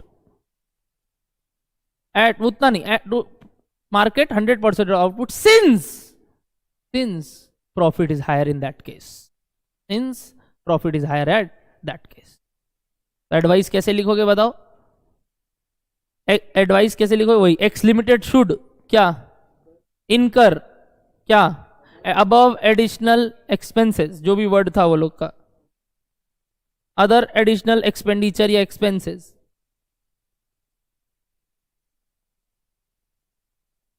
to market 100% of its output above additional expenditure to market 100% of its output since profit is more in that case since profit is more in that case कौन सा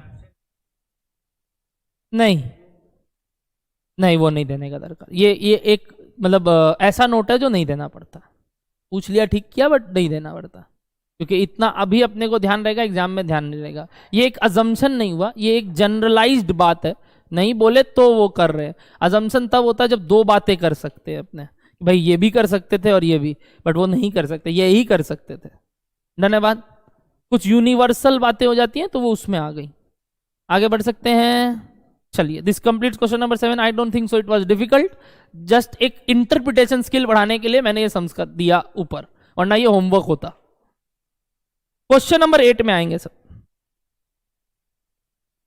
question number 8 में आएंगे सब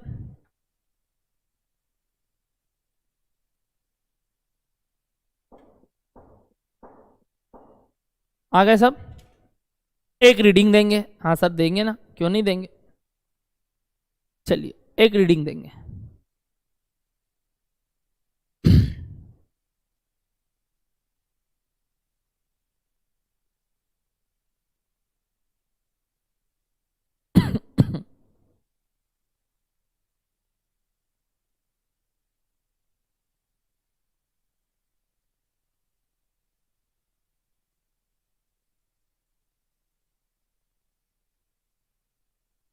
कल FM का नहीं class है, कल इसी का क्लास है वापस, मतलब will continue from cost sheet. कल एफएम की जगह कॉस्ट का ही क्लास है, ये वीक नहीं होगा। एंड वेंसडे से लेके संडे कॉस्ट एफएम कुछ नहीं होगा, क्योंकि वेंसडे को आई एम गोइंग टू सूरत, मेरा नानावाड़ी में दोनों मामा का बेटा का शादी है, तो हम सूरत जा रहे हैं वेंसडे को। I am coming back on Sunday, और मंडे से अपना नॉर्मल रूटीन स्टार्ट। कॉस्ट एक दिन एक दिन एक दिन, हम कोशिश खत्म नहीं भी हुआ तो आगे कंटिन्यू करेंगे जो भी है, but I will try to complete this as soon as possible. कल तो करना ही है, उसके बाद देखते हैं। मंडे से यानी ट्यूसडे थर्सडे फ्राइडे अगले वीक से normal FM chapter starts. Leverage book मिल जाएगा आप लोग को। अभी क्या आया देखते हैं, कौन सा वो किताब आया वो। क्वेश्चन नंबर 8,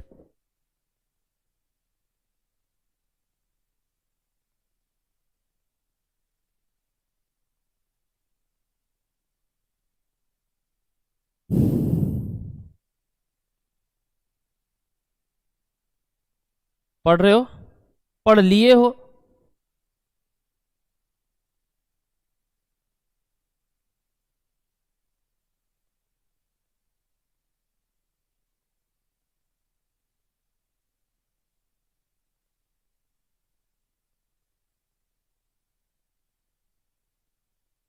मैं पढ़ूं?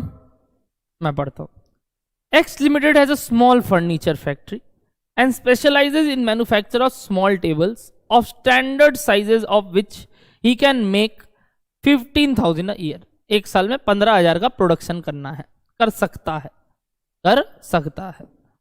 Last year he made and sold 10,000 table. Production भी 10,000 किया, बेच भी 10,000 दिया। कब?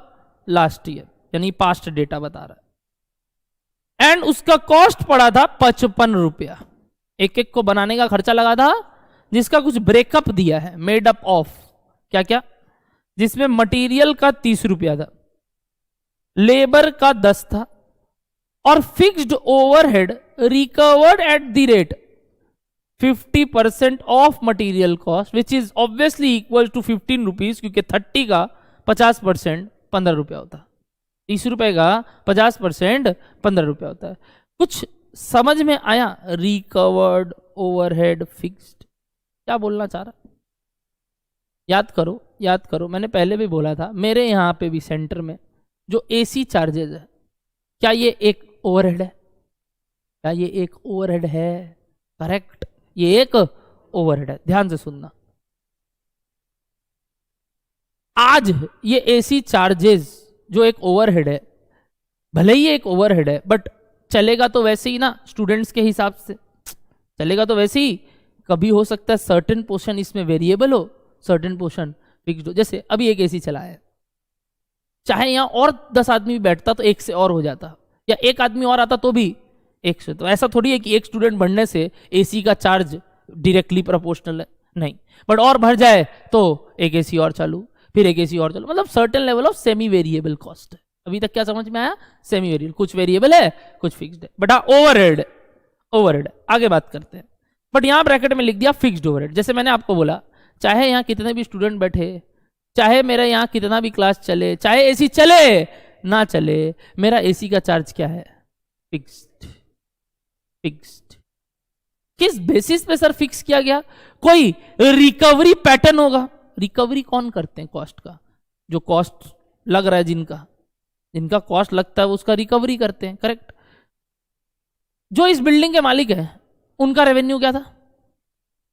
उनका रेवेन्यू क्या था? जो बिल्डिंग बनाया उसका रेवेन्यू क्या था?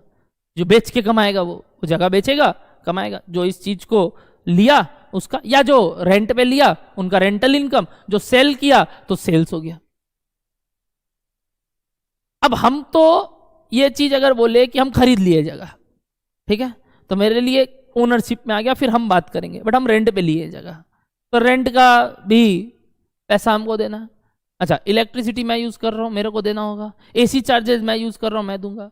बट सर बोल रहे हैं मैं एसी का चार्ज नहीं यूनिट कैलकुलेट कर सकता, वरना कोई भी चीज को कैलकुलेट करने का एक तरीका होता है। जैसे एसी चार्जेस, इलेक्ट्रिसिटी चार्जेस का क्या होता है? यूनिट देखते हो आप, मीटर बॉक्स, मीटर बॉक्स देखोगे, जो मीटर बॉक्स में यूनिट आएगा माइनस कर देंगे, इनटू जो भी यूनिट का चार्जेस होता है 9 रुपया 10 रुपया एक एक यूनिट का, वो आपका लगेगा इलेक्ट्रिसिटी का, जो CSC आन लेगा। बट क्या वो मेरे केस में वो काम कर पा रहा है? क्यों नहीं कर पा रहा है सर आपके केस में? आपके सेंटर में ऐसा क्या है जो नहीं कर पा रहा है? मेरे सेंटर में ये चारों एसी, क्या इस फ्लोर का सारा एसी का एक आउटडोर है, जिसमें ये पता लगाना मुश्किल है कि वो जो बिल आ रहा है एक आउटडोर का बिल तो आ रहा है, CSC तो हमसे ले रहा है यूनिट के हिसाब से ही, बट हाउ टू नो कि नवीन क्लासेस कितना यूज किया और गैस्ट्रोल केमिकल कितना यूज किया? समझ में आ रहा है? चौधरी ब्रदर्स कितने यूज किए? कोई नहीं बता सकता वो बात, कोई नहीं कैलकुलेट कर सकता वो बात, बट बिल तो आ रहा है। बिल हमेशा वेरिएबल नेचर में आ रहा है, बेस्ड ऑन यूनिट्स। बट वो आदमी इतना थोड़ी बैठेगा हर साल कि यार किसका कितना आया डिवाइड करके निकालेंगे, तो वो तो पता नहीं चल सकता कौन कितना यूज कर रहा है। तो वो लोग बोला हटाओ साला झमेला, हम लोग क्या करते हैं फिक्स्ड बेसिस डाल देते हैं। जो जितना स्क्वायर फीट यूज कर रहा है इंटू 7 रुपया करके हम उनसे लेंगे। तो मोटा मोटी ये 1440 स्क्वायर फीट का 7 रुपया करे तो 10,000 कुछ 60-70 रुपया आता, तो मैं 10,000 पकड़ता हूँ। ऐसे सपोज इतने सारे ही 10-10 हजार वाले 5 ठो ऑफिसेज है यहाँ, मतलब एक फ्लोर का कितना लेते हैं महीने का? 50,000। सर ये 50,000 जो वो रिकवर करता है, याद करना क्या करता है? रिकवर करता है। हो सकता है इसका एक्चुअल कॉस्ट उससे कम हो, या हो सकता है उससे एक्चुअल कॉस्ट ज्यादा हो, बट वो इतना माथा नहीं लगाता है। वो बोला अगर हम वो करने बैठेंगे तो हम सिर्फ इस काम में अपना माथा लगा देंगे। हम एक पहले से पैटर्न देखें, मोटा मोटी यही होता है कि मेरा स्क्वायर फीट का 7 रुपया करके आता है, तो हम एक अपोर्शन बेसिस निकाले, एक रिकवरी बेसिस निकाले, एक रिकवरी रेट निकाले। This rate was based on square feet area, यानी एरिया स्पेस। क्या ये और भी कोई माध्यम से हो सकता? सर कोई भी माध्यम हो सकता था, इनको सबसे बढ़िया बेसिस यही लगा। बात समझ में आया आपको? पहला बात। अब मैं अपना बात बताता हूं। हम लोग जो यहाँ का रेंट देते हैं, हम लोग जो यहाँ का ये AC चार्जेस देते हैं, हम भी तो कोई बेसिस ऑफ अपोर्शन कर रहे होंगे। मतलब मेरे लिए ये खर्चा है जिसको मैं देख रहा हूँ मेरे स्टूडेंट से मेरे को रिकवर करना है, ये सब स्टूडेंट से रिकवर करना है। मैंने देखा मेरा मटेरियल का कॉस्ट लगा 1,000 रुपया, मेरा सीरियल की का कॉस्ट लगा 500 रुपया, मेरा और अदर वेरिएबल खर्चे लगे करीब 500 रुपए, तो 2,000 रुपया तो मेरा स्टूडेंट पे वेरिएबल कॉस्ट जाता है। यानी एक स्टूडेंट बढ़ेगा 2,000 लगेगा, एक और स्टूडेंट बढ़ेगा 2,000 लगेगा। करेक्ट? एक एक वैल्यू का मेरा एक एक सब्जेक्ट का 2,000 रुपया ऐसे बढ़ने लगा, तो ये तो वेरिएबल हो गया। बट एक और खर्चा लग रहा है मेरा, रेंट लग रहा है, इलेक्ट्रिसिटी लग रहा है, AC लग रहा है। पक्का वो भी तो मैं कुछ सोचूंगा ना कि भाई इतना मारे, इतना रिकवर करे। सर ये क्यों कर रहे हैं आप? रिकवरी रेट क्यों मांग रहे हैं? अरे भाई ये नहीं लूंगा तो मेरे को कैसे पता चलेगा मैं तुमसे कितना फीस लूं? ये 8,000 का फीस निकालना मेरे का एक तरीका तो होगा माथा में। मैं ये देख लिया 2,000 का क्या है, मेरा 2,000 का क्या है वेरिएबल, तो ये तो खर्चा रिकवर करना है आप लोग से। अरे भाई ये सब खर्चा भी रिकवर करना है, तो हम लोग किस बेसिस पे गए होंगे? पास्ट ट्रेंड देखे होंगे कि भाई मोटा मोटी इतना स्टूडेंट्स आता है, और अगर हमको ये खर्चा अपनाना है, रिकवर करना है, तो मैं क्या किया होगा? खर्चा डिवाइड बाई एक एस्टिमेटेड नंबर ऑफ स्टूडेंट जो आ सकते हैं, उस हिसाब से फीस डिसाइड किया होगा कि भाई 8,000 लेना होगा क्योंकि ये खर्चा भी लेना है, फिर अपना प्रॉफिट डाला होगा और तुम लोग को 8,000 रुपया कोट कर दिया। तो मैं किस बेसिस पे किया? नंबर ऑफ स्टूडेंट्स पे डिवाइड कर दिया, वो लोग नंबर ऑफ एरिया पे डिपेंड करते हैं। तो वैसे कई बेसिस ऑफ रिकवरी पैटर्न होता है, एक पैटर्न यही देखा गया कि जितना मेरा वेरिएबल कॉस्ट होता है, मोटा मोटी ओवरहेड उसका 50% होता है, मोटा मोटी ओवरहेड एक्स्ट्रा उसका 50%। जैसे मैं बोला ना ऊपरा ऊपरी खर्चा और 1,000 लगेगा, तो देख रहे हैं 2,000 वेरिएबल लगता है, हर स्टूडेंट पे ऊपरा ऊपरी खर्चा ओवरहेड अगर देखा जाए तो कितना लगता है? 1,000 और रिकवर करने से काम हो जाएगा। तो ये 1,000 कैलकुलेट करने का एक और तरीका क्या था? 50% ऑफ वेरिएबल कॉस्ट, 50% ऑफ। वैसे ही यहाँ एक चीज बोला कि कोई भी तरीके से फिक्स्ड ओवरहेड निकालने का तरीका क्या दे दिया आपको? 50% ऑफ मटेरियल कॉस्ट, 50% ऑफ, जो कैलकुलेट भी एक बार करके दे दिया। 15 रुपया नहीं भी देता तो क्या दरकार था, क्योंकि ऊपर दे दिया 30 रुपया मटीरियल, हम 50% मार के क्या निकाल लेते हैं? 15 रुपया। ये एक रिकवरी रेट है। मतलब इस तरीके से हम कुछ भी आएगा तो अब्जॉर्ब करेंगे, उससे अब्जॉर्ब करेंगे मतलब ले लेंगे, जितना यूनिट होगा 15 करके हम अब्जॉर्ब कर रहे होंगे। बोलो बात समझ में आ रहा है? एक बार के लिए अब्जॉर्प्शन वाला बात। आगे बढ़ते। प्राइसेस आर फिक्स्ड बाई क्या? By adding a standard margin of 10% to total cost as a right. वही बात मैंने बोला, profit.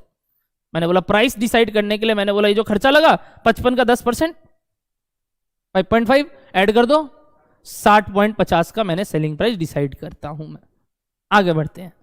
For the current year, देखो अब क्या हुआ इस साल, due to fall in cost of material. ओ अच्छा हुआ, मटेरियल का दाम गिर गया, पेपर का दाम गिर गया, मेरे लिए पेपर का दाम गिर गया तो मेरा बुक्स कॉस्ट कम हो गया। ठीक, टोटल कॉस्ट वाज डिटरमाइंड 40 पर टेबल, बच गया। अच्छा है, पहले 55 लग रहा था, अब कितना लग रहा है? 50, 40 ही। इस 40 में क्या क्या आया ध्यान से देखना। मटेरियल कितना? 20। लेबर कितना? ध्यान से देखो, अभी भी तो फिक्स्ड ओवरहेड रिकवरी, ध्यान से सुनना, इनकर्ड वर्ड नहीं बोला। खर्चा क्या लग रहा है एक्चुअल में नहीं पता, रिकवर कैसे कर रहे हैं।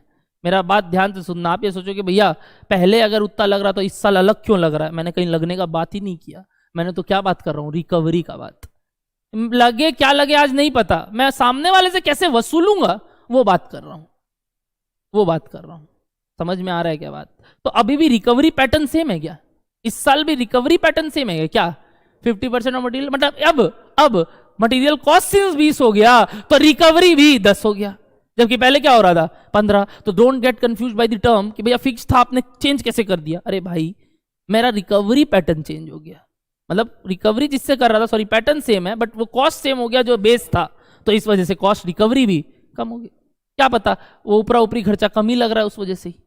डरने की नहीं बात। आगे बढ़ते। X maintained his standard margin of 10%, मतलब अभी भी बट प्रॉफिट हम 10% ही कमाएंगे। लालच कर सकता था बट बोला नहीं छोड़ो, अभी भी हम 10%, यानी इस बार सेलिंग प्राइस कम हो जाएगा तो बेनिफिट दे रहा है सेल्स वाले को, करने की नहीं बात। तो अभी भी हम 10% ऑफ इस टोटल कॉस्ट ऑफ सेल्स मारे तो 40 का 10% 4 रुपया करके मैं लूंगा, यानी 44 हो जाएगा सेलिंग प्राइस, अभी तक जितना बढ़ के लग रहा है। आगे बढ़ते हैं। Sales were at the same level in the previous year, जितना पिछले साल बिक रहा था उतना ही इस साल बिक रहा है, यानी कितना? 10,000। यानी बना भी कितने रहे होंगे अगर कुछ नहीं बोल रहा है तो? 10,000। करेक्ट, इस बार सेल्स के बारे में बोल दिया, यानी मानेंगे भी क्या, बना भी कितना रहा है? 10,000। ठीक है, बट बना कितना सकता है तो मतलब ही नहीं है उस बात से अभी, मेरे को मतलब ही नहीं है मेरे को उस बात से अभी। आगे बढ़ते। You are required to determine क्या? Profit and loss for the current year and compute the price that should be charge in the current year to yield the same profit in the previous year. एक minute, मेरे को एक बात बताओ, question number 1 के लिए तो ज़्यादा तामझाम नहीं है। क्वेश्चन नंबर 1 के लिए सिर्फ कौन सा डेटा काम का है? नीचे वाला, करंट वाला। ऊपर वाला डेटा काम का एक बार नहीं है। पहले पार्ट 1 कंप्लीट करो सब बच्चे, कर लो। हाँ वही पूरा कर लो, टोटल करके करो काम, फटाफट टोटल करके करो काम, जल्दी जल्दी। पार्ट 1 वाला सम्स बना लो प्लीज, पार्ट 1 वाला सम्स बना लो please.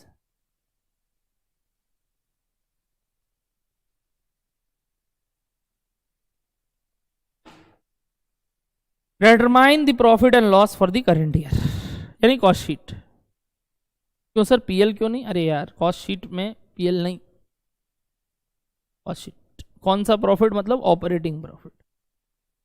Cost sheet part 1 current year का कॉस्ट शीट। इस साल भी बेच 10 रहे हैं, मतलब बना भी 10 ही रहे। नहीं बोलेगा तो ये मेरा मन है कि हम 15 तक जा सकते हैं।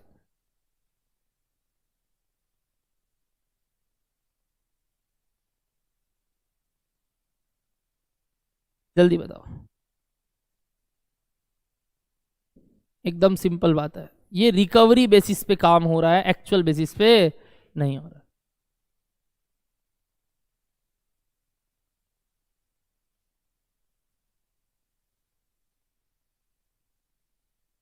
यानी इस सम्स में क्या एक्चुअल ओवरहेड पता है क्या? तो क्या करेंगे, जो रिकवर किए वही लिख देंगे, बात खत्म। जल्दी बताओ। पहले मटेरियल कितना? कितना? 2 लाख। पहला वाला में, करंट वाले में, करंट वाले में, करंट का बनाना है प्रीवियस ईयर नहीं, करंट का कितना 20 रुपया करके था, इनटू कितना 10,000 ही मानेंगे, प्रोडक्शन भी 10,000 यानी 2 लाख। मटेरियल के बाद लेबर कितना 10 रुपया करके 1 लाख, सिंपल। क्या आता है प्राइम कॉस्ट 3 लाख। अच्छा ओवरहेड, सारा ओवरहेड्स मान लेंगे, ओवरहेड्स रिकवर्ड है पहली बार, आज तक इनकर्ड लिखते थे, पहले सम्स में रिकवर्ड आया वर्ड। सर अभी तक आपने बेसिक अंडरस्टैंडिंग दिया रिकवरी का, सर इसके बारे में और डिटेल्ड सम्स कहाँ करेंगे, एक्चुअल रिकवर्ड का डिफरेंस एंड ऑल, एक चैप्टर ही है पूरा ओवरहेड्स, एक चैप्टर ही है पूरा ओवरहेड्स। तो टेंशन मत लेना अगर अभी क्लियर नहीं है तो, नहीं होगा, ऑब्वियस सा बात है, काफी चीजें जानना है अभी हमें, और वो रातों रात क्लियर नहीं हो सकता। तो भैया अभी तो जो दिया हुआ है एक बार कंप्लीट कर रहे हैं सम्स, अदरवाइज ऐसे तो आप सारा सम छोड़वाते रहेंगे आफ्टर ओवरहेड्स, आगे बढ़ते रहो। बट एक छोटी सी ग्लिच के लिए अपने सम्स ना रोके तो बढ़िया, ये डिटेल में समझ में आएगा ओवरहेड चैप्टर में। ओवरहेड रिकवर्ड कितना रुपया करके रिकवर कर रहे हैं, 10 रुपया एक यूनिट पे, कितना यूनिट बना रहे थे 10, कितना हुआ 1 लाख। ये भी टोटल कॉस्ट ऑफ सेल्स कितना हो गया 4 लाख, सब कुछ यही है कॉस्ट ऑफ सेल्स तक। डन। लास्ट क्या लिखेंगे, प्रॉफिट। कितना प्रॉफिट, 10% ऑफ कॉस्ट ही था, यानी 40,000। तो सिंपली सेल्स आ गया 4,40,000, सिंपल। ये तो एकदम बाबू था सर, हाँ बाबू था, बट इसका सेकंड पार्ट ध्यान से सुनना। सेकंड पार्ट में क्या बोला, सेल्स नहीं, ये नहीं है प्रॉफिट, ये नहीं है, प्रॉफिट का अमाउंट बताया। कैसे बताया प्रॉफिट का, बताया बोला पहले प्रीवियस ईयर का कॉस्ट शीट बना लो, उसमें जिस तरीके से भी प्रॉफिट आया हो, जो प्रॉफिट आया अगर वो प्रॉफिट यहां कमाना है तो कितना सेल्स रखना होगा, यानी सेलिंग प्राइस बताना है। तो मतलब ये वापस से सेम रहेगा, ये वापस से सेम रहेगा, ये अमाउंट चेंज हो जाएगा, उसके लिए एक वर्किंग नोट बनाना होगा, previous year cost sheet, previous year, जिससे प्रीवियस ईयर प्रॉफिट पता चल जाएगा, और वो अमाउंट टोट करके यहां पटक देंगे, नया सेल्स निकाल लेंगे। डन है क्या बात, सम्स करना क्या था इस पार्ट में, इसीलिए मैंने बोला करना क्या वो नहीं समझ में आएगा इस सम्स में, सेकेंड पार्ट में क्या करना है, सेम बात करना है। बट अब ये अमाउंट ऐसा नहीं रहेगा, ये अमाउंट का फिगर लास्ट ईयर का जो प्रॉफिट फिगर है वो बैठा के सेल्स निकाल के वापस डिवाइडेड बाय 10,000 करके सेलिंग प्राइस डिसाइड कर देंगे, सेलिंग प्राइस। बट ये प्रॉफिट निकालने के लिए जो आएगा नया, उसके लिए लास्ट ईयर का कॉस्ट शीट बनाना होगा। कर सकते हैं वर्किंग नोट सिंपली करके, सिर्फ वर्किंग नोट दिखा के तुरंत कर सकते हो, क्या दरकार है कॉस्ट शीट बनाने का, since it is a working note not a part of sums. तो सीधा बोल दो ना working note, last year profit कितना था, last year profit, working note कैसे निकालोगे जल्दी बताओ। हाँ 55 का 10% इंटू 10,000, एकदम सिंपल काम।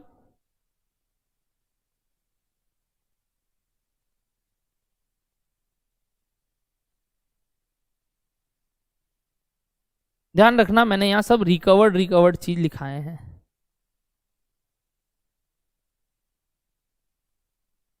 एक्चुअल ओवरहेड नहीं लिखवाया, उसके बारे में डेटा नहीं है। बताओ कितना आया 55,000।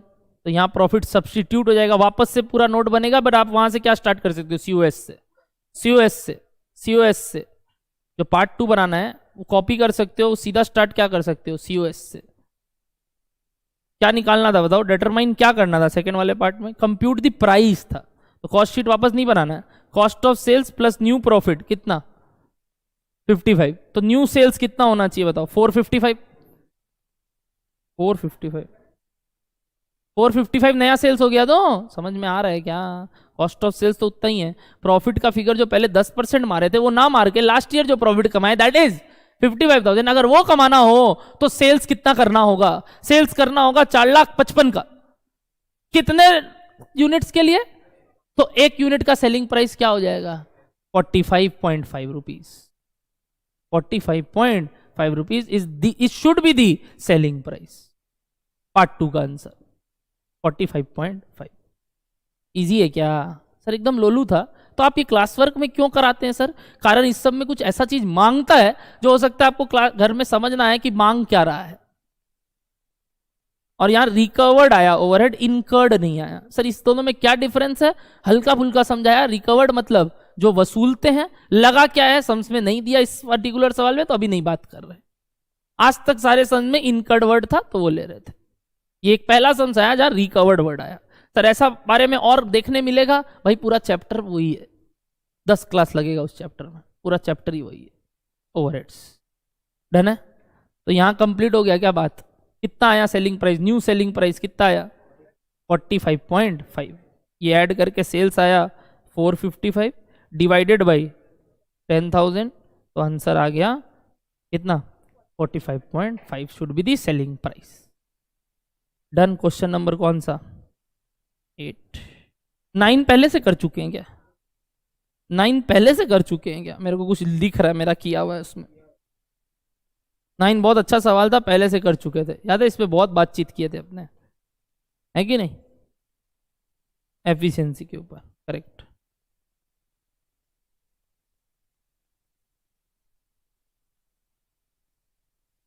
एक सम्स और कर ले आज, क्या बोलते हो? टाइम तो वैसे 1 घंटा 20 मिनट ही हुआ है। अकाउंट्स का क्लास है, 10 मिनट लगेगा। एक सम्स और बोलो तो, नहीं तो छोड़ देंगे। वो 1:15 से स्टार्ट करेगा, आधा घंटा ब्रेक मिल जाएगा। अब वो आदत लगेगा थोड़ा सा, ठीक है? एक सम्स और कर लेते हैं। आओ, कौन सा करोगे बोलो आप बोलो। 10, 11, 12 में कोई भी एक सम जो आप बोलोगे, जो आप बोलोगे। आपको देख लो कौन सा छोटा लग रहा है या कौन सा आपको लग रहा है हाँ ये कराए तो जल्दी हो जाएगा इस आदमी का। जो बोलोगे वो, जो बोलोगे वो करवा देंगे। आप जो बोलोगे वो करा देंगे। जो बोलोगे वो, जल्दी बोलो। Majority wins. 11 11 11 बोलो। ओए एक बोल दे, रैंडमली पिक 11। चलो ठीक है, सब 11 बोला तो शुभ नंबर 11 सगुण का। आओ, आज का तो शुभ नंबर 14, तो क्या बोले, 14 तो होमवर्क हो जाएगा।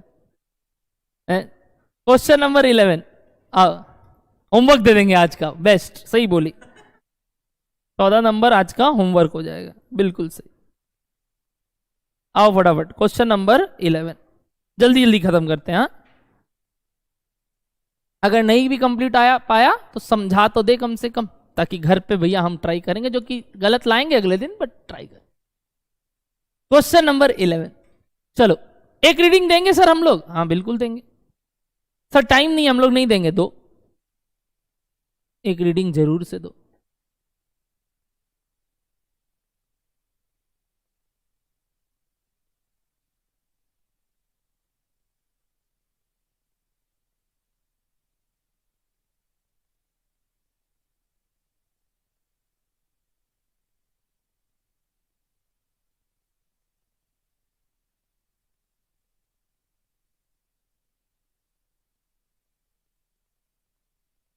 कॉलेज है आज?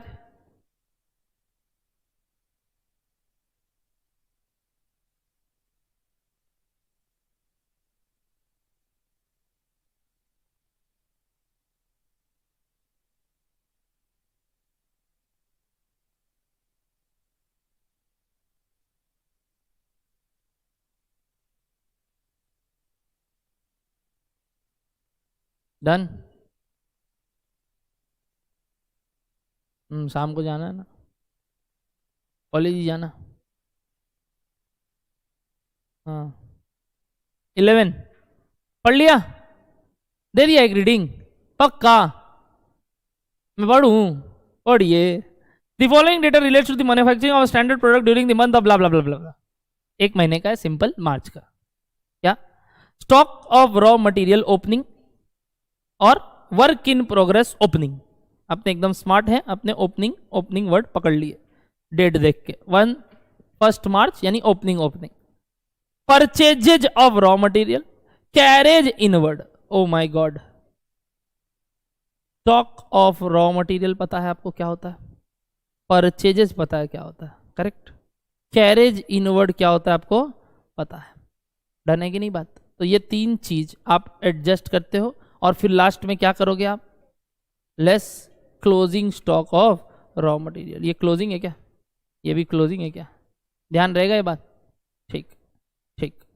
कुछ डायरेक्ट वेजेस दिया है, कितना कितना बोलो, 1,20,000, ठीक। बीच में कोई दो नया टाइप का खर्चा पहली बार देखने को मिला, पहली बार कोई नया टाइप का खर्चा देखने को मिला। आज तक कई सम्स में ये सब नहीं आया, मैंने बहुत पहले बेसिक्स के क्लास में इसके बारे में चर्चा की थी। दिख रहा है आपको क्या, cost of special drawings. Sir ऐसा कौन सा ड्राइंग बना रहा है, special drawings. Higher charges paid for plant, ध्यान से सुनना, ध्यान से सुनना again, cost of special drawing, higher charges paid for plant. क्या है ये दोनों खर्चा सर, कहां मारेंगे दोनों खर्चा, बात करते हैं एक एक करके, ध्यान से सुनना। कॉस्ट ऑफ स्पेशल ड्राइंग मैंने आपको बताया था डायरेक्ट एक्सपेंस का एग्जाम्पल करवाते वक्त, ध्यान है, मैंने बोला था ब्लूप्रिंट बनाते हैं जगह का, याद आ रहा है, ब्लूप्रिंट बनाते हैं जगह का, प्रोडक्ट का डिजाइनिंग करते हैं। अरे वो स्पाइडरमैन देखो ना, कितने बार अपना ड्रेस सोचा था, फिर फाड़ फाड़ के फेंक रहा था, ये करेंगे ये करेंगे, हाँ क्या बनाएंगे, चेन ही नहीं डाला पीछे, खोलेगा कैसे कपड़ा। तो वो जो स्पाइडरमैन भी अपना पूरा कॉस्ट ऑफ ड्राइंग बनाता था ना पहले, कि भाई क्या कॉस्ट्यूम कैसे पहनेंगे हम, किस तरीके का डिजाइन होगा मेरा, किस तरीके का स्ट्रक्चर होगा मेरा। तो ये मटेरियल नहीं है, ये लेबर नहीं है, ये क्या बना था, एक्सपेंस। अब क्या ये डायरेक्टली रिलेटेड टू प्रोडक्शन है कि इनडायरेक्टली रिलेटेड टू प्रोडक्शन है, ध्यान से सुनना, क्या बोले, डायरेक्टली रिलेटेड टू प्रोडक्शन है कि डायरेक्टली क्या होते हैं, जो जो प्रोडक्शन से रिलेटेड एकदम सामने सामने दिख रहे हैं, और जो लोग घुमा के रिलेटेड है। Generally directly related to production कहाँ होते हैं, जनरली क्या भैया, हमेशा कहाँ होंगे, फैक्ट्री में। फैक्ट्री में जो भी खर्चा है वो क्या होते हैं, डायरेक्ट नहीं, वो डायरेक्ट सिर्फ फैक्ट्री में होते हैं, ऐसे बोलिए सर, डायरेक्ट सिर्फ फैक्ट्री में, अदर इनडायरेक्ट भी हो सकते हैं, अदर इनडायरेक्ट भी हो सकते हैं जिसको अपने फैक्ट्री ओवरहेड में लेते हैं। बट जो भी खर्चे डायरेक्ट मटेरियल नहीं है, डायरेक्ट लेबर नहीं है, वो क्या बन गए थे, मैंने बोला था there are various examples of direct expenses जो अपने उतना वहां नहीं किए थे, अपने बेसिक बेसिक एक दो ठो लिखे थे बेसिक्स में, याद है, royalty, trademark, royalty, trademark, trademark समझते हो, लोगो डिजाइन करवा के, अब नवीन क्लासेस का ये ट्रेडमार्क कोई और यूज नहीं कर सकता, कोई और नवीन क्लासेस नाम से क्लास नहीं खोल सकता, खोलना है पैसा दे हमको, मेरा नाम यूज करना है फ्रेंचाइजी का, पैसा दे हमको, फ्रेंचाइजी मिलेगा हमको ट्रेडमार्क यूज करने का। तुमको मेरे शर्ट, अपना शर्ट में ये नाम लिखवाना है, फ्रेंचाइजी दे मेरे को, समझ में आ रहा, मेरे नाम से प्रोडक्शन करना है, फ्रेंचाइजी ले ले मेरा, डोमिनोज जगह जगह है, फ्रेंचाइजी कॉस्ट है ना वो तो उन लोग का, डायरेक्ट कॉस्ट है क्या उन लोग का वो, हाँ डायरेक्ट है, franchise cost is a direct cost. Sir वो तो बहुत करोड़ों में लगता है, हाँ उसी का अमोर्टाइजेशन आता है डायरेक्ट में, और अगर one time per unit basis पे है तो हर पे आएगा। एक एक पिज्जा पे देते हैं क्या सर वो लोग, हाँ देते होंगे, तो उस हिसाब से उनको पर यूनिट पे लगता है। बोलो मेरा बात समझ में आ रहा है, वो एक तरीके का क्या था, डायरेक्ट एक्सपेंस, करेक्ट। वैसे ही मैंने आपको बोला था blueprint cost, directly related to production, एक एक प्रोडक्ट का क्या डिजाइन होगा, यहाँ पे पॉकेट देना है, यहाँ पे बटन लगाना है, इसके कॉलर में ये लिखवाना है, इसके कॉलर में ये नहीं लिखवाना है, directly related to production, directly related to production, done है कि नहीं। ये जो नेक्स्ट है, hire charges paid for plant, not for the factory but a plant in the factory, ध्यान से सुनना। अपने कई बार मशीन यूज करते हैं भाड़ा पे लाके कि भाई ये मेरे को दे दे, मैं इससे इतना बना दूंगा और तेरे को भाड़ा दे दूंगा, ध्यान से सुनना। मैं कई बार आवरली बेसिस पे लेके आता हूँ, एक बार 4 घंटा के लिए देना तो फिर वापस दे दूंगा, मेरा ये परमानेंट नहीं है, मैं भाड़ा पे प्लांट ले रहा हूँ। जनरली अपने प्लांट एंड मशीनरी क्या सोचते थे आज तक, एक एसेट है, बट यहाँ पहली बार प्लांट एंड मशीनरी क्या हुआ, एक क्या हुआ, एक बोलो ना, expense. Plant and machinery is an expense, क्योंकि प्लांट एंड मशीनरी खरीद नहीं रहे हैं, प्लांट एंड मशीनरी भाड़ा पे ले रहे हैं to do production to do. Sir ऐसे तो फैक्ट्री का रेंट भी, फैक्ट्री भी ले रहे हैं टू डू प्रोडक्शन। मैंने बोला था हाँ, बट फैक्ट्री में और भी काम हो रहे हैं ना, और भी लोग घूम रहे हैं, और भी काम हो रहे हैं, बट वो जो प्लांट का स्पेसिफिक प्लांट जो क्या कर रहा है सिर्फ प्रोडक्शन, उसका जो हायर चार्जेस है वो कहां आना चाहिए, फैक्ट्री ओवरहेड में कि डायरेक्ट एक्सपेंस में है? सोच के देखो, करेक्ट वो कहां आना चाहिए, directly related to production. But factory का रेंट पूरा प्रोपोर्शनेटली हम नहीं बोल सकते it is related to production, तो इसलिए उसको जनरली फैक्ट्री ओवरहेड में डाल देते हैं। बट ये एक पर्टिकुलर प्लांट का जो भी हायर चार्जेस लगा, ये तो एक्सपेंस है, ये पता है, अब या तो डायरेक्ट है या तो इनडायरेक्ट है, बट प्लांट का जो हायर चार्जेस है उसको क्या मानते हैं, डायरेक्ट एक्सपेंस। मैंने उस दिन बोला था there are various example of direct expense, but उस दिन कंप्लीट नहीं करा सकता था क्योंकि आपका उतना दिमाग चलता नहीं था उस समय। अब धीरे धीरे आप बातों को, फैक्ट्री को इमेजिन कर पा रहे हो, ये बातों को समझ पा रहे हो, तो रटना का बात नहीं है। हाँ सर ये दोनों खर्चा कहां जाना चाहिए, डायरेक्ट एक्सपेंस। पहला समझाया जहां डायरेक्ट एक्सपेंस का कोई एलिमेंट है। एक minute, depreciation on plant and machinery में बार बार बोल रहा हूं बाबू, जब तुम वो लाते हो उस पे तुम्हारा काम नहीं भी चल रहा होता है, तुम खरीद लिए, डेप्रिसिएशन मतलब ओन्ड प्रॉपर्टी। ओन प्रॉपर्टी में चाहे तुम काम करो नहीं करो तुम्हारा डेप्रिशिएट हो रहा है, बुक्स में तुम्हारा डेप्रिशिएट हो रहा है। हायर तो हम कब करेंगे, दरकार पड़ेगा, नहीं दरकार पड़ेगा नहीं लेंगे। क्यों, भाड़ा पे जबरदस्ती रख के रखोगे क्या चीज को, मंगाएंगे ही तब जब मेरे को प्रोडक्शन करना है, रख ले बाकी टाइम पे। ये मूवेबल, तुम सोचो ना छोटे टाइप का स्केल में बात हो रहा है। तुम जो बोल रहे हो डेप्रिसिएशन एंड प्लान में माना, यही तो मैं बोल रहा हूँ, देयर आर सर्टेन थिंग जो स्पेसिफाई कर दिया कि ये उसके लिए, ये जनरली ये उस काम के लिए आता है। मतलब मैं ऐसे मशीन खरीदे के रखा हूँ, कई बार क्या होता है ना, कटिंग के लिए अलग मशीन मंगाना पड़ता है, कभी काम पड़ जाता है, तो वो खरीदेंगे क्यों, कम कम टेम्पररी बेसिस पे चाहिए, तो वो सब क्या करते हैं, हायर बेसिस पे, और वो क्या है, डायरेक्टली रिलेटेड टू प्रोडक्शन। तो ये उस बारे में बात, मतलब think that wise. But real life में जब भैया हम एंटर करेंगे, वो तो वहां जाके ही पता चलेगा भाई ये डायरेक्टली है कि इनडायरेक्टली है। सम पर्पस के लिए इसको क्या मानेंगे, डायरेक्ट एक्सपेंस। बोलो डन है। तो डायरेक्ट एक्सपेंस का और दो एग्जांपल आया, other than royalty and trademark, copyright जो पहले अपने सुने थे, क्या क्या आया, दो तो देखो यहाँ, cost of special drawings, higher charges for plant. इसको कॉपी के टॉप मार्जिन में रेड पेन या कोई भी पेन से लिख लो, रेड नहीं है तो, कि भाई ये दो नया एग्जाम्पल डायरेक्ट एक्सपेंस का और देखने मिला। मतलब आप लास्ट तक जाते जाते कई ऐसे एग्जाम्पल करवाओगे और लास्ट में पूरा नोट लिखवा दोगे कि direct expense include this this this this. But मैंने बोला ना, सही मौके पे मैं चौका मारूंगा, मैं शुरू से नोट्स नहीं दूंगा, लास्ट में जाके आपको पूरा लिखवा दूंगा कि हाँ अल्टीमेटली ये देखे कि इस सब कैटेगरी के खर्चे डायरेक्ट एक्सपेंस में आते हैं। अभी कॉपी के टॉप मार्जिन में सिर्फ क्या लिखना है, cost of special drawings and hire charges of plate for plant are direct expense. Sir notes लिखवा दीजिए, लास्ट में और भी एग्जांपल्स आने दो, पूरा कंप्लीट करने दो, लिखवा देंगे। जब जब आए तब हैमर करने से याद रहता है बात।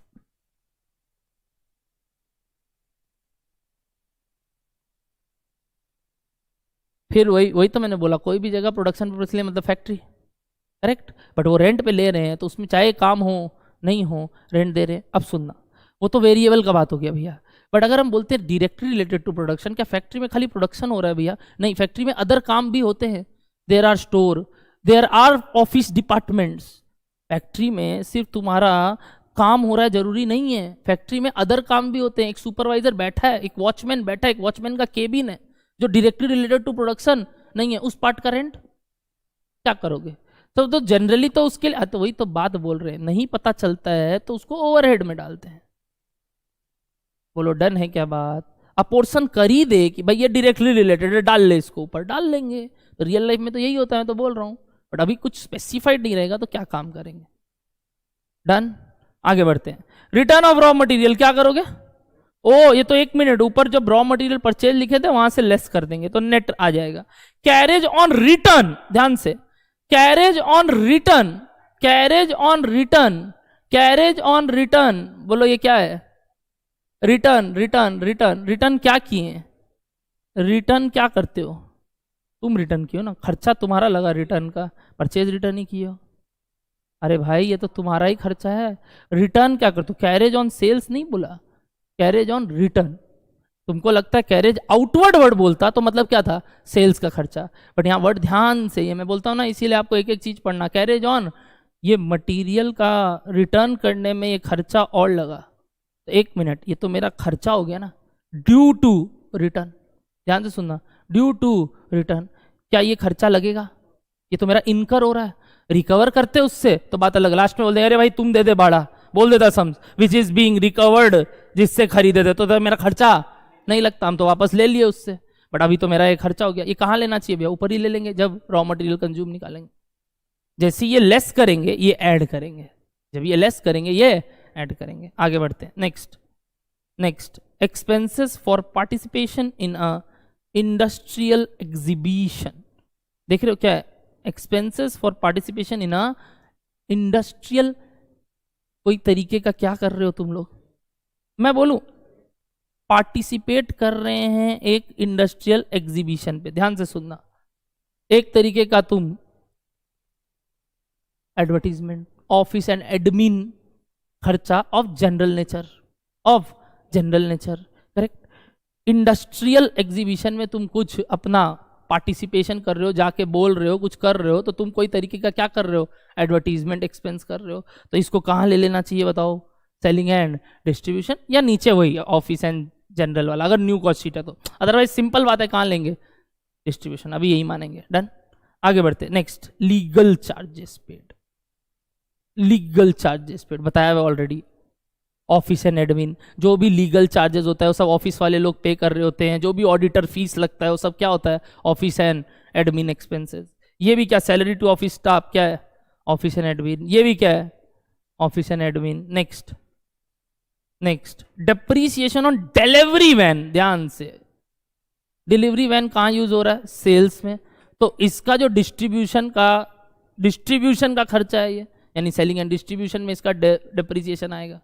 डेप्रीसिएशन ऑन डिलीवरी वैन कहाँ लोगे? सेलिंग एंड डिस्ट्रीब्यूशन में, क्योंकि डिलीवरी किसका करने जा रहे हैं? सोल्ड यूनिट्स का।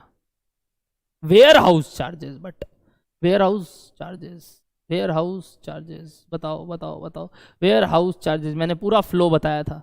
फिनिश गुड्स जब बन जाता है, ठीक उसके बाहर मैंने बोला था आपको वेयर हाउस पड़ा। वेयर हाउस ठीक फैक्ट्री के साथ है, समझ में आ रहा है ना? फैक्ट्री के बाद क्या है? Warehouse. Cost of production का पार्ट है क्या ये? वेयर हाउस में जो बिक गया वो पड़ा है कि जो बन गया वो पड़ा है? तो ये किसका पार्ट है? कॉस्ट ऑफ प्रोडक्शन का पार्ट है। किसका पार्ट है? प्रोडक्शन का पार्ट है।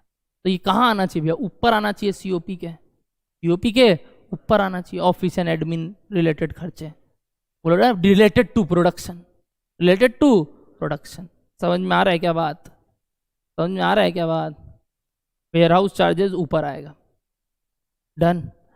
लास्ट स्टॉक के बारे में बात बोल दिया, और उसके बाद कुछ नीचे और भी बात किया, डिस्कस कर लेते हैं बस और क्लास छोड़ देते हैं। सम्स आप ट्राई करेंगे वापस से, नेक्स्ट क्लास आगे डिस्कस कराऊंगा।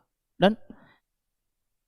Store overheads on material are 10% of material cost, मतलब और भी स्टोर का ऑन मटेरियल का खर्चा है, मतलब जो स्टोर में पड़ा है, फैक्ट्री में होता है ना स्टोर, तो ये क्या हो गया? Factory overhead. क्या बोला? 10% ऑफ मटेरियल कंज्यूम, जो भी मटेरियल कंज्यूम का अमाउंट आएगा फैक्ट्री ओवरहेड में और 10% ले लेना, स्टोर का क्या है? Overheads. Next, 10% of the output was rejected and a sum of factory overheads are, इसके अलावा factory overheads are 20% of prime cost, जो प्राइम कॉस्ट आएगा उसका 20% फैक्ट्री ओवरहेड। इजी। नेक्स्ट, क्या चीज? ऑब्वियसली नहीं करेंगे, प्राइम कॉस्ट बोला है, प्राइम कॉस्ट में ये एडेड थोड़ी है, ये अलग से है इसके। मतलब जब प्राइम कॉस्ट का टोटल आएगा उसके बाद पहले आएगा स्टोर ओवरहेड, जिसका टोटल वैल्यू आएगा मटेरियल का 10%, वो लिखोगे। फिर आएगा अदर फैक्ट्री ओवरहेड्स, जो होगा प्राइम कॉस्ट का 20%। ये मत मान लेना कि प्राइम कॉस्ट का 20% में ये कॉस्ट इंक्लूडेड है, नहीं। कोई हम समझ गया तुम क्या बोल? ये कहां है? रॉ मटेरियल है तो वो तो है ही।